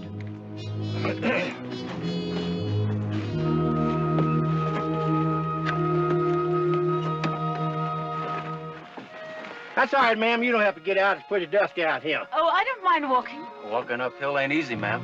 Oh, I've got strong legs. And very pretty legs, too. There's a big bunch of trees up there. Y'all can stop and rest if you mind to. Look, we're not out here on a picnic. Picnic? That reminds me. Sandwiches.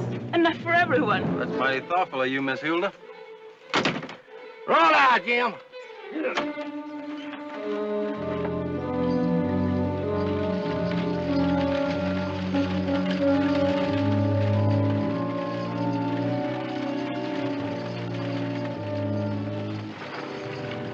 Taking candy from a baby.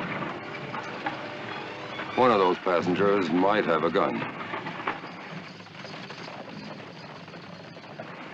The one with the girl.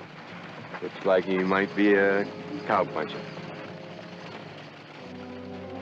We don't want them behind us when we hit the stage.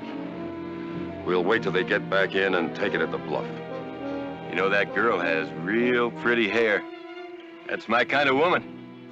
Is there any other kind? Just keep your mind on your business. 10, I'll be right with you, Wally. Delicious. What kind of cheese is this? I make it, like my mama used to do. Want you have something to eat, Mr. Bennett? I'm not hungry. Hurry up, will you? I've got to get to Pueblo. It's the 10th time you've told us. But my business is very important. Well, by the time we walk up the hill, the horses will have had their rest and we can roll out again.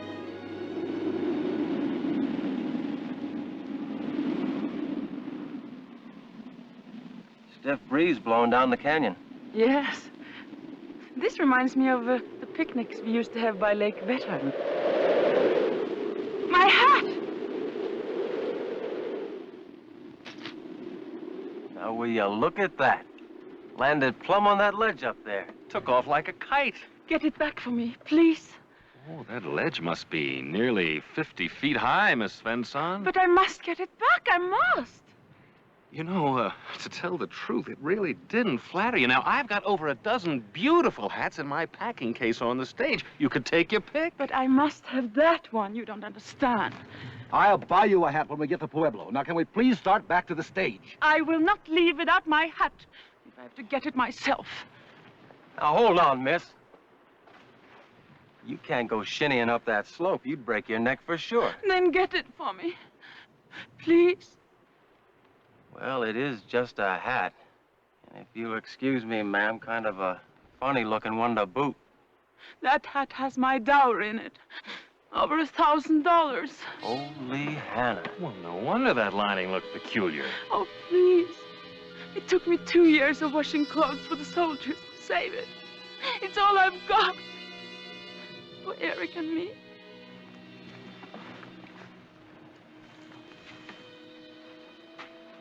Well, I might be able to get up the slope at this end. At least I'll give it a try. That's too steep to climb. It's dangerous and it'll take too long. You'll never make it. There's no place to get a foothold. We don't have time for all this. I demand that we get back to the stage at once. Say, why don't you just pucker up and whistle Dixie?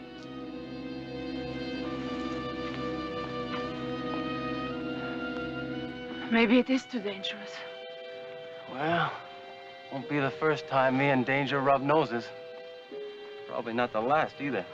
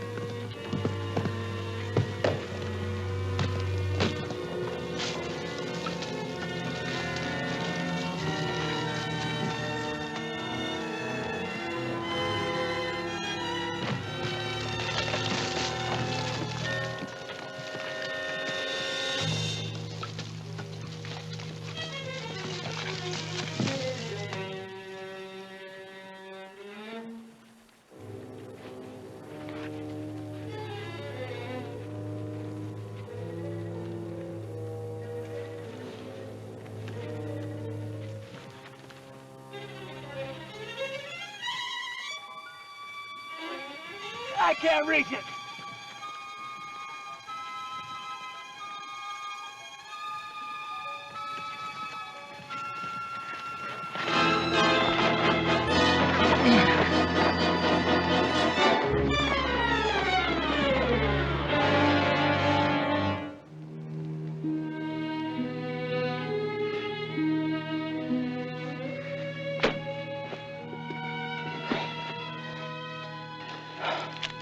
Oh, you are wonderful. How can I ever thank you? You just did, ma'am. Now, can we all get back to the stage and continue on? Don't forget about dear Eric.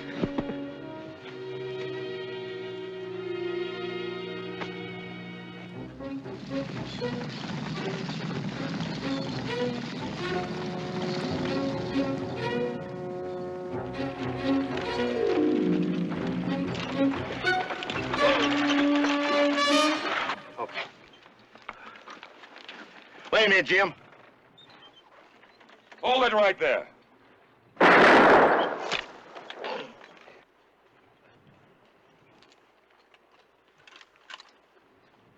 You folks inside, you climb out with your hands up. Oh, you're covered on both sides.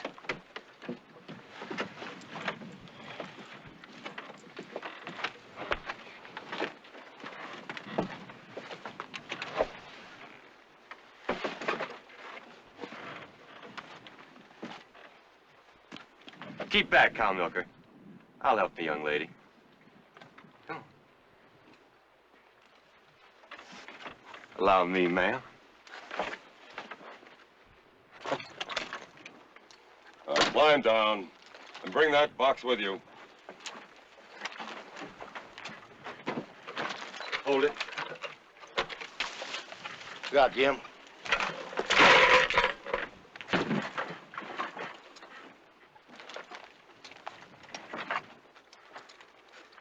Get with the others.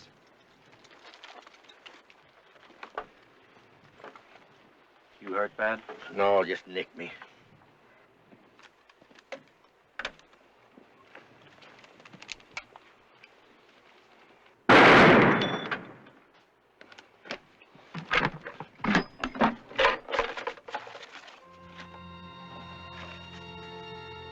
Papers.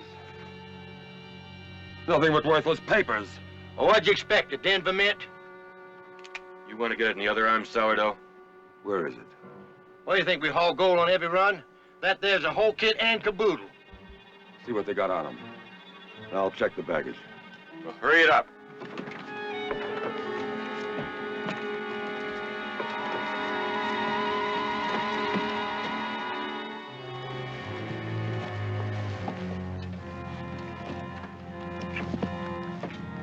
All right, everybody unload. Your pockets first, then pull out your shirts. I want to check for money belts. You first, Fancy Dan.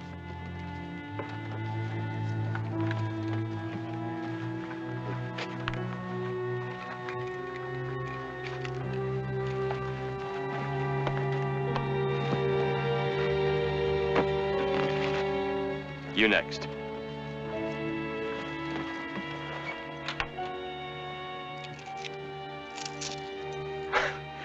There ain't enough here for a good drink, even. Pull out your shirt.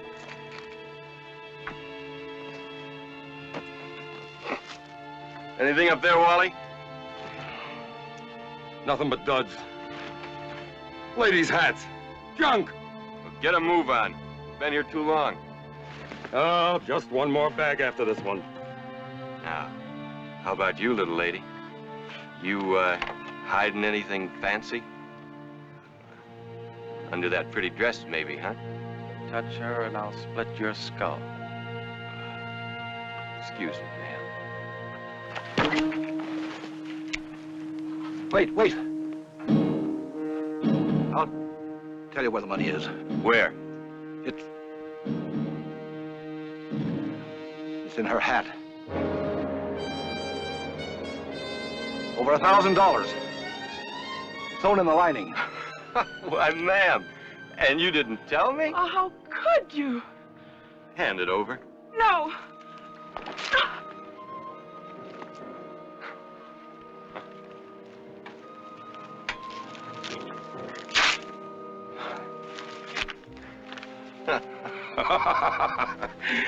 Oh, now, who would have thought of looking there? Let's get out of here.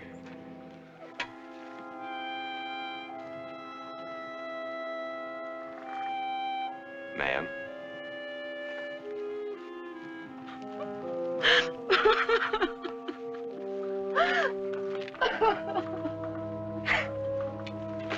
Why, you dirty sidewinder. And I thought I'd seen some pretty rotten things in my time. A miserable coyote's got more decency. You yellow mouth.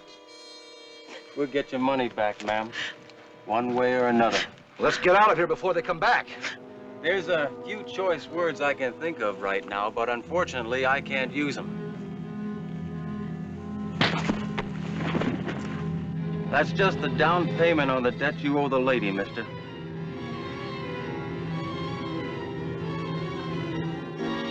let him walk. I'd like to, but I'm responsible for his comfort and safety. Them there's regulations. But I'll sure see that that stagecoach is fumigated when he's gone.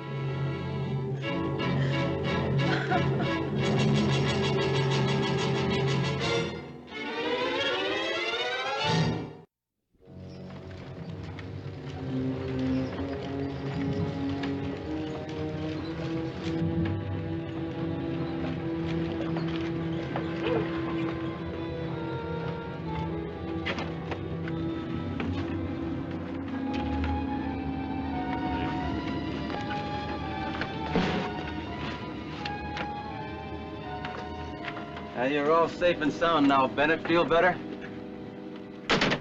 Look, Miss Swenson, I'm sorry about what happened, but Maybe there's no law covering what you did, but I sure don't aim to let you get off with just an apology. I haven't got time to haggle with you right now. I'm going to the marshal's office. Throw down my bag. Hey, Jack. Well? I got you here, all right. You better take care of that arm, Roop. I will, just soon as I report the robbery.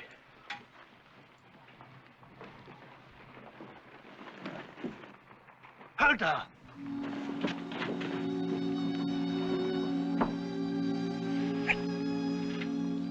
Oh, Eric. What is it? What's wrong, Hulda? My money, Eric. It's gone. Stolen. Your money? How? The stagecoach was robbed. All of it? They took all of it? Everything I've saved for our wedding. It doesn't matter, Eric, does it?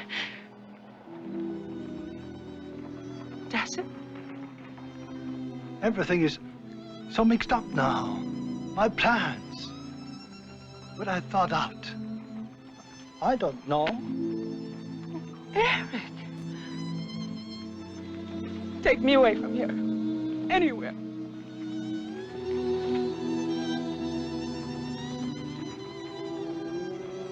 You ought to forget him, Hulda. He's not worth fretting about. Eric is a proud man. Things have to be the way they are done in the old country. But this is new country, and we got new ways. I know, but for us from the old country, it is very difficult to change the way we do things. Well, if I were to marry a woman, I'd want her, not her money. You don't understand. Why have you never married? I don't know. I ain't much to offer a woman. Been nothing but a ranch hand all my life. And, well, being a leather pusher ain't too much to spark a girl, and that's what I am, a leather pusher. Maybe so, but I think not. One day, a girl will cross your path, and then things will look very different to you. Should that ever happen? Hilda! Hilda, I don't care about the money, just you. We're getting married. That's final. Eric. We gonna get married right now. Just a minute. Wait up. This is the girl, Marshal. Well, I had no notion there was a law covering what you did, Bennett. When are you gonna lock him up? Better listen first. I'm sorry that I had to do what I did, Miss Swenson, but I felt it was necessary. Marshal?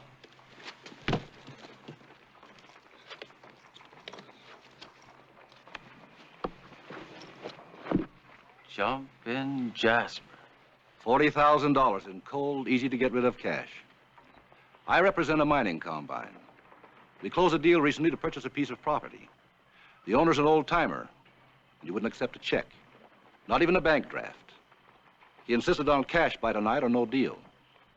When those road agents began to go through the luggage, I didn't know what to do. Then I thought of your hat, and it worked. Why didn't you say something later? I didn't know any of you. And sometimes that kind of money can warp a man's thinking. I'm sorry for the concern I've caused you, Miss Winston. I'm sorry we treated you so... I guess we weren't too friendly. Well, I'm glad it saved your money, but now we must go. Just a minute. You said there was over $1,000 in that hat.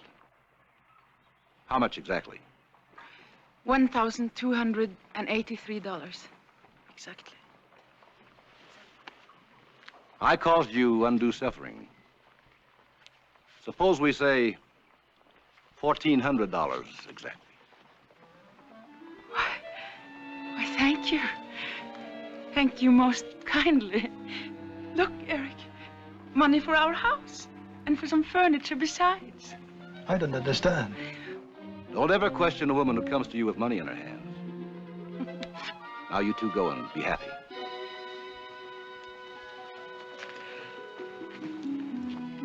I think leather pushers are very nice. Bennett, you wouldn't let me buy you a drink, would you? Why, I'd be delighted.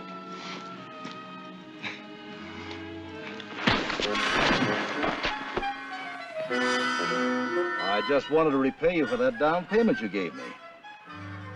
Now, shall we have that drink?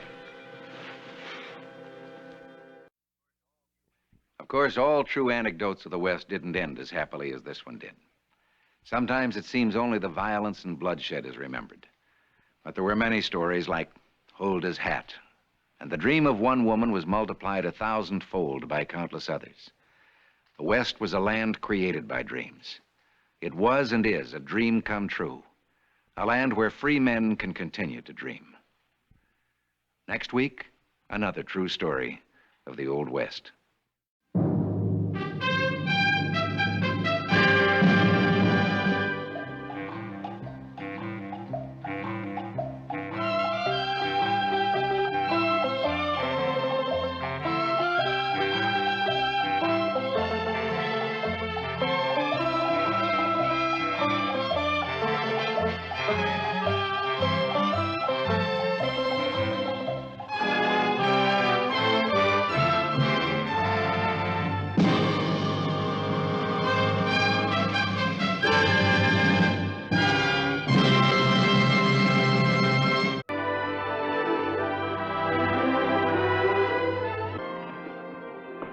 Your bet.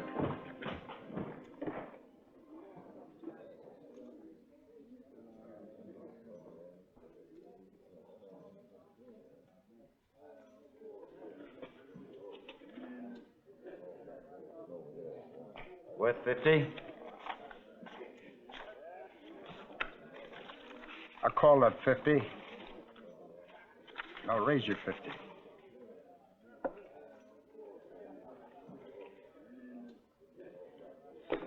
I'll see you.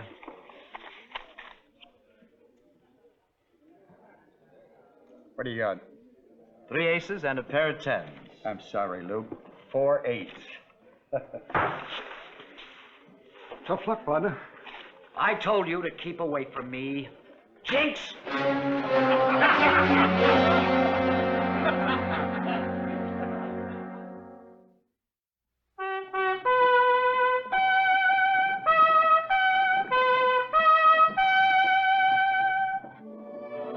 Death Valley Days. Howdy, folks. I'm the Old Ranger. When a man gets a reputation for bringing bad luck, it's hard to live it down, especially among miners. They're a superstitious lot. Time was when Dave Eldridge could pick up a grub stake as easy as the next prospector. That was back in the days of Austin and Eureka. Since then, he's been grub staked over the whole state of Nevada and never had so much as a smell of pay dirt. It got so no one at Goldfield had even let Dave stand behind him in a game. That is, no one but one gambler who found himself in a gamble with death.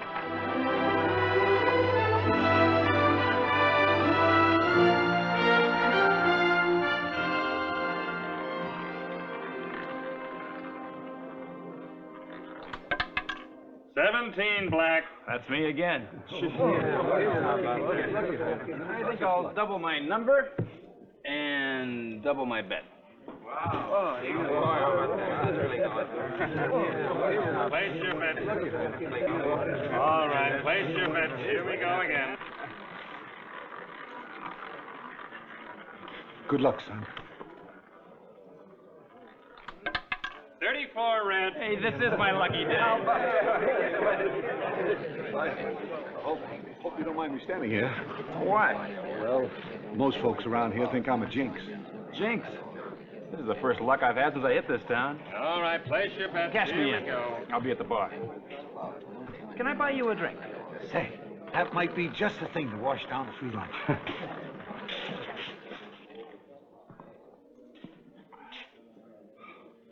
It's a fact. You broke my losing streak. Say, will you say that a little louder so everyone could hear? Okay. You broke my losing... Oh, no. No, they wouldn't believe it anyway. No, all they believe are samples of ore. A strike. You'd like to show them, wouldn't you? Just once before I die. Oh, sure, I'm an odd old freak now, but say, don't you ever get the idea the spirit's gone. I'm all set to shoulder a pickaxe and shovel anytime anyone's willing to put up expenses. Rather go by myself. Going alone's the best way. But you gotta have a stomach for loneliness. Some men go nutty with it. Ah, but that's gold. That's what it does to us. We'll do it. We'll? Well, I came out here to do a little prospecting. Now that I'm here, I realize I kind of need a partner. Real strikes are few and far between. Take a lot of finding. You know the desert? Only from the seat of a stagecoach. Ah, greenhorn, huh? With a grub stake. The desert's hard. It can get a man. I'm young. I can take it.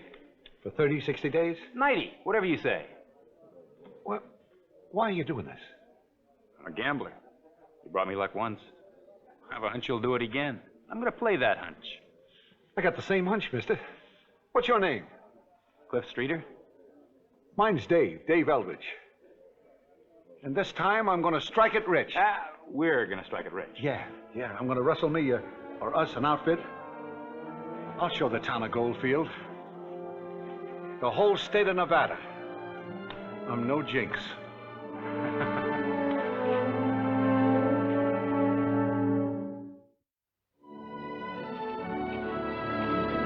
How about we find a little shade and rest? That's a good idea. There just ain't no shade. But don't you worry, Don. We'll get plenty of rest. Some night.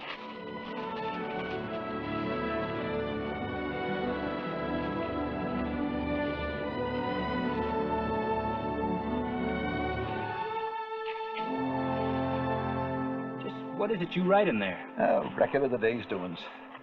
Doings? Done nothing for 3 weeks but walk, pick a worthless rock, and sweat. You record the temperature? That goes without saying. It's mighty hot. Or where we are? Where are we, anyway? I told you we're heading for gold. You don't know where we are. If I was to give you a map and ask you to show me... Well, sir, I'd say that we was right here. Oh, for the love of... We're lost. Getting your dander up's only going to make you hotter, Cliff. I kind of warned you. Sure you warned me. But I thought we'd have found a trace of gold by this time. When we find it, it'll be more than a trace. It'll be a whole ledge. A mine. We hope.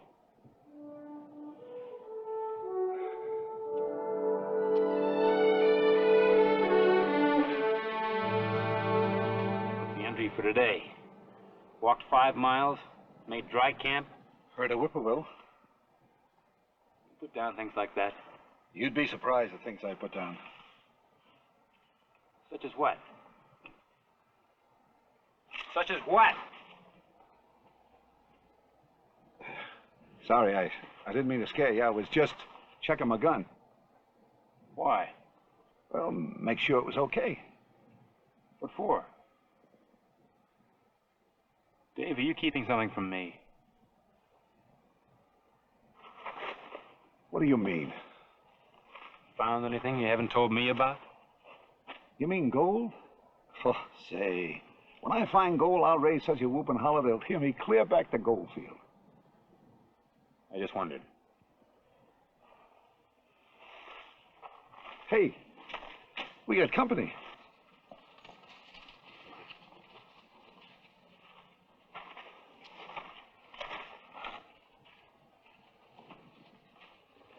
Hey, that's Job Darius.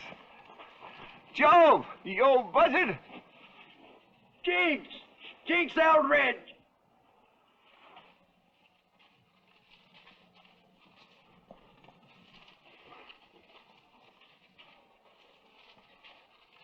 You heading in or out? Back to Goldfield. Do you have any luck? Oh, I located it a couple of years ago. Just doing assessment work now. Not much fun of that. How would you know? This my partner, Cliff Streeter. You want to know what kind of luck we're having? None. Unless Dave's holding out on me.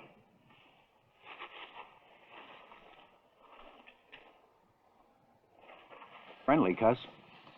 He's in bad shape, Job. The sooner he gets back to town, the better. Both of us. How long you been out? 5 weeks. I shouldn't have brought him in the first place, but it's the only condition he put up the money. And you know it ain't easy for me to get a grub stake. I know. Oh, he's getting worse every day. Jumpy, suspicious. Desert can do that to a man, especially a rawhide. Say, Job, maybe he'll go back to Goldfield with you. See if you can persuade him, huh? I'll try. Go back with you? Be glad of company. What about Dave? I'll keep on. Alone? Oh, I'm used to it. In that case, I'll keep on too. Look, fella, you've had your fill of prospecting for a while. Who said so? Did you tell him that? No, he can see for himself. Oh, no. It was your idea. You want to get rid of me. You did find something. No, Cliff, I swear, Then you want to make a strike alone. Keep it all for yourself. That ain't true. It's my money, don't forget. We're gambling together. Yeah, I know that, Cliff, I know. And I'm sticking right with you till the last chips are down. The last chips, you hear? Okay, boy. Okay.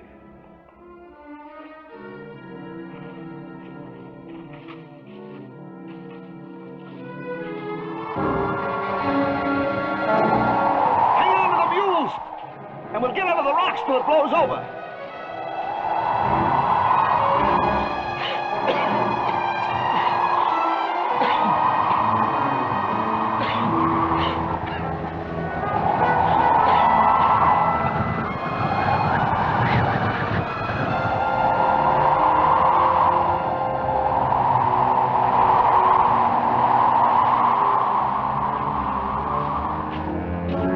Hey, Cliff, one drink?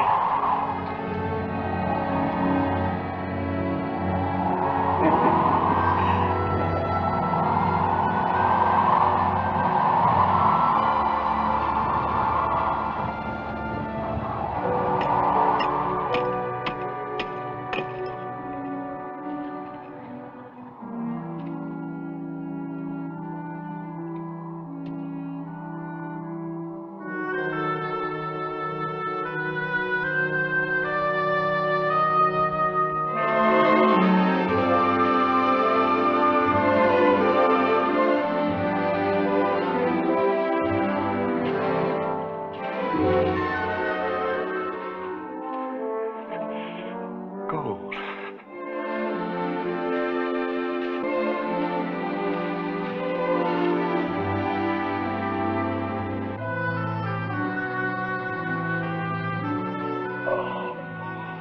The storm over. We've struck it, Cliff. What? Gold. Gold. Where'd you find it? Right here where I was sitting. I had nothing to do, and I start tapping with my pick and, force a habit. And there it was. You're sitting on it, too. You're standing on it, too. Oh, a whole ledge. Oh, we struck it rich! Yeah. I don't know how rich until we get an assay. But it looks like picture rock, all right. Oh, and you never said a word. Didn't even wake me up. Where's your excitement? Why didn't you hoop and holler? I'm trying to get used to the idea. I found gold. I really done it. I ain't no jinx. Oh, you bet you're not. Didn't I tell you I had a hunch? I gambled on the right man, all right. Won't the folks of Goldfield be surprised? Oh, what can do with all your money, Dave? Money? Oh, I don't know. Well, I mean, go to Europe, build a house with gold doorknobs, what? I never really gave it much thought. Don't really much care. Don't care? Find it's what's important. The satisfaction of finding it. Oh, not for me, it ain't. You ain't a prospector, Cliff. You're right. I'm a mine owner. This is ours. Ours! Come on, let's take. Yeah, I'll get a location blank. They're in a small pack up here. Homer! Hey, Jax! Where are those dad-blasted mules? They gone? Yeah, they got everything we own on them. Not everything. Not our gold. They got our water, supplies. With this storm, there won't be a chance in the world to follow their tracks. Well, I guess they'll come back. Come mealtime. Yeah, you ever see a mule with a brain? Take a look around that hill, will you? I'll go down this way. Homer! Hey, Jack! Homer! Now what are we gonna do? Well, we got a canteen half full that I took off from back at our claim. A lot of good our claim's gonna do us now. We find gold and never even live to tell about it. You are a jinx. They were right, a jinx. Shut up. And save your breath. You're gonna need it. Come on now, we'll go back and file a notice on our ground and we get started at town.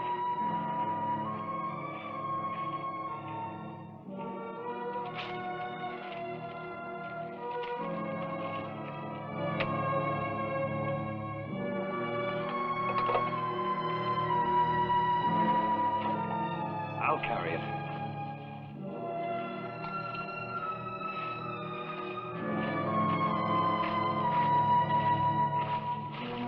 No water till nightfall.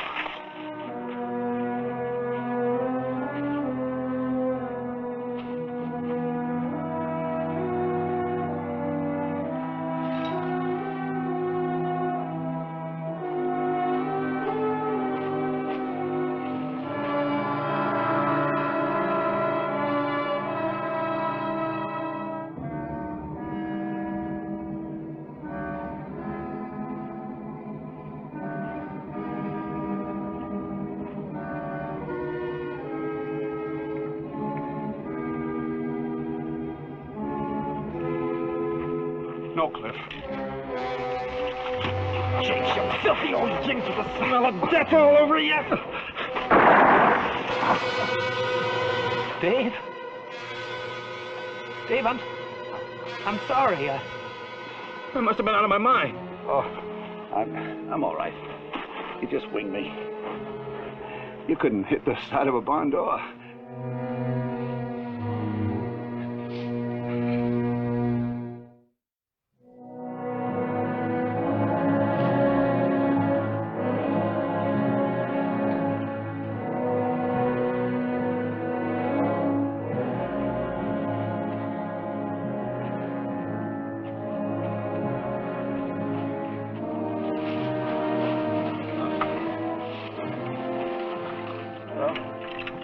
How's it holding out? Half full, Nellie. Go ahead. No, Cliff, it's no use. Let's face it, we both can't make it back to Goldfield. There's hardly enough water here for one of us. We may find water.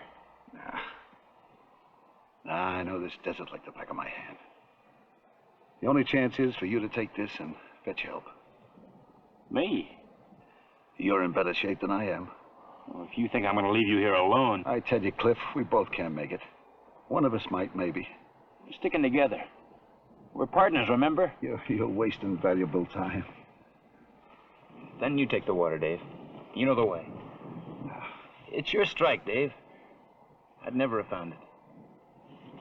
I've been nothing but a drag on you. I tell you what we do. Let's flip for it. Heads or tails? I won't do it. You always said you were a gambler. Come on. What is it, heads or tails? No. Call it, Cliff. Or you're going to have to shoot me in the other shoulder. Tails.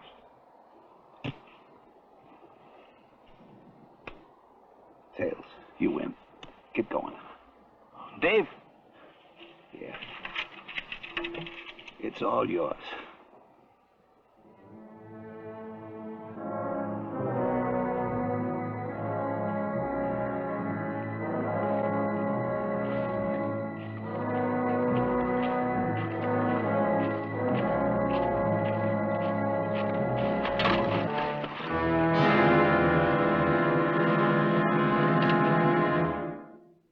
my way back to town.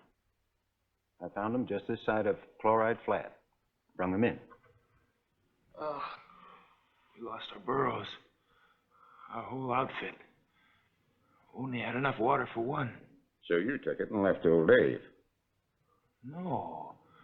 We flipped a coin to see who'd go for help. I won. I know for a fact there was bad blood between them, flipping a coin. Ha!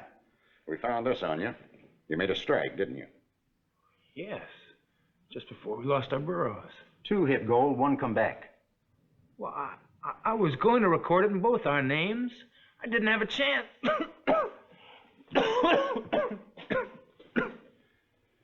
Well, the first thing is to find Dave. Can you take us to him? I'm pretty sure. Doc? Is he strong enough to ride now? Under the circumstances, yes.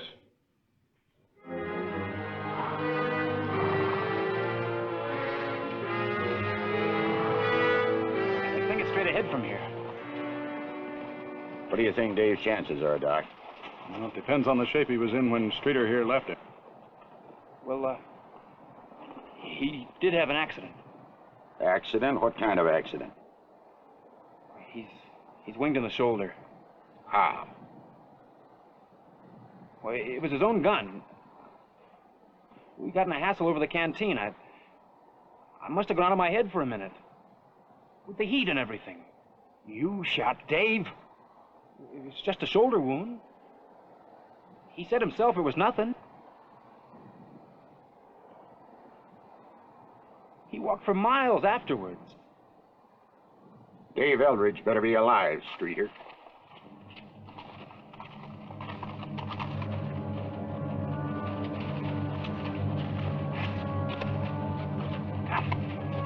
It should be just below this rise.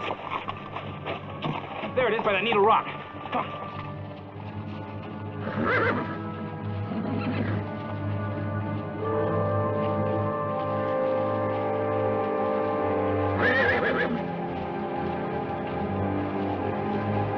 You sure this is the place? Positive. I left it sitting right there by that rock. You're lying. No. You killed him and buried him. No, I swear to you. Well, here's some tracks. One man.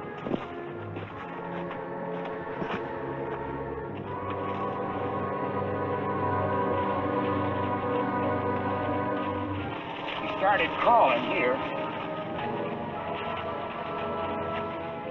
Up there.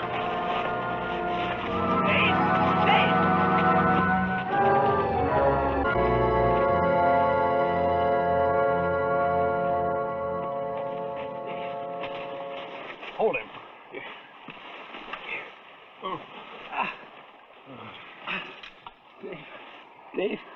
Dave, it's Cliff. We're here. I came back as fast as I could make it. You know that Dave, don't you? Leave him be. It was a gamble. Tell him, Dave, they won't believe me.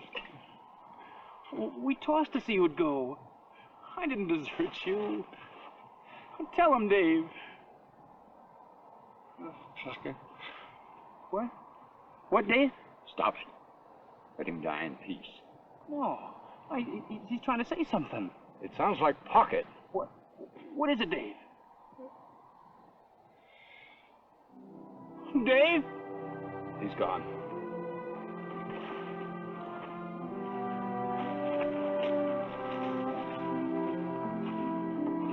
Do we take him back with us or bury him here?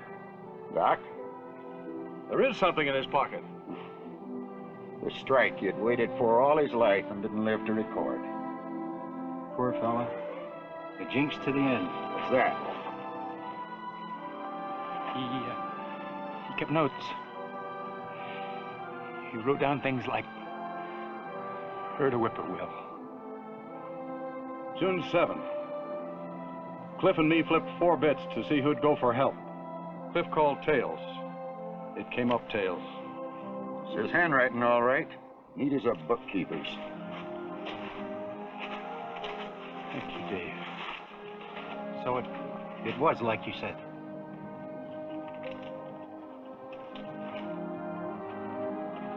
For you, Cliff.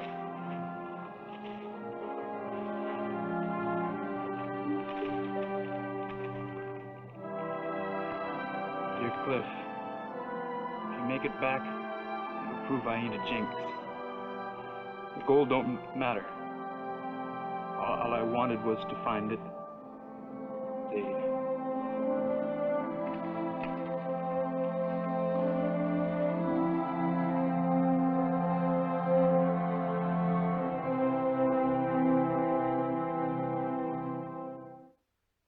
More than half a century has passed since then.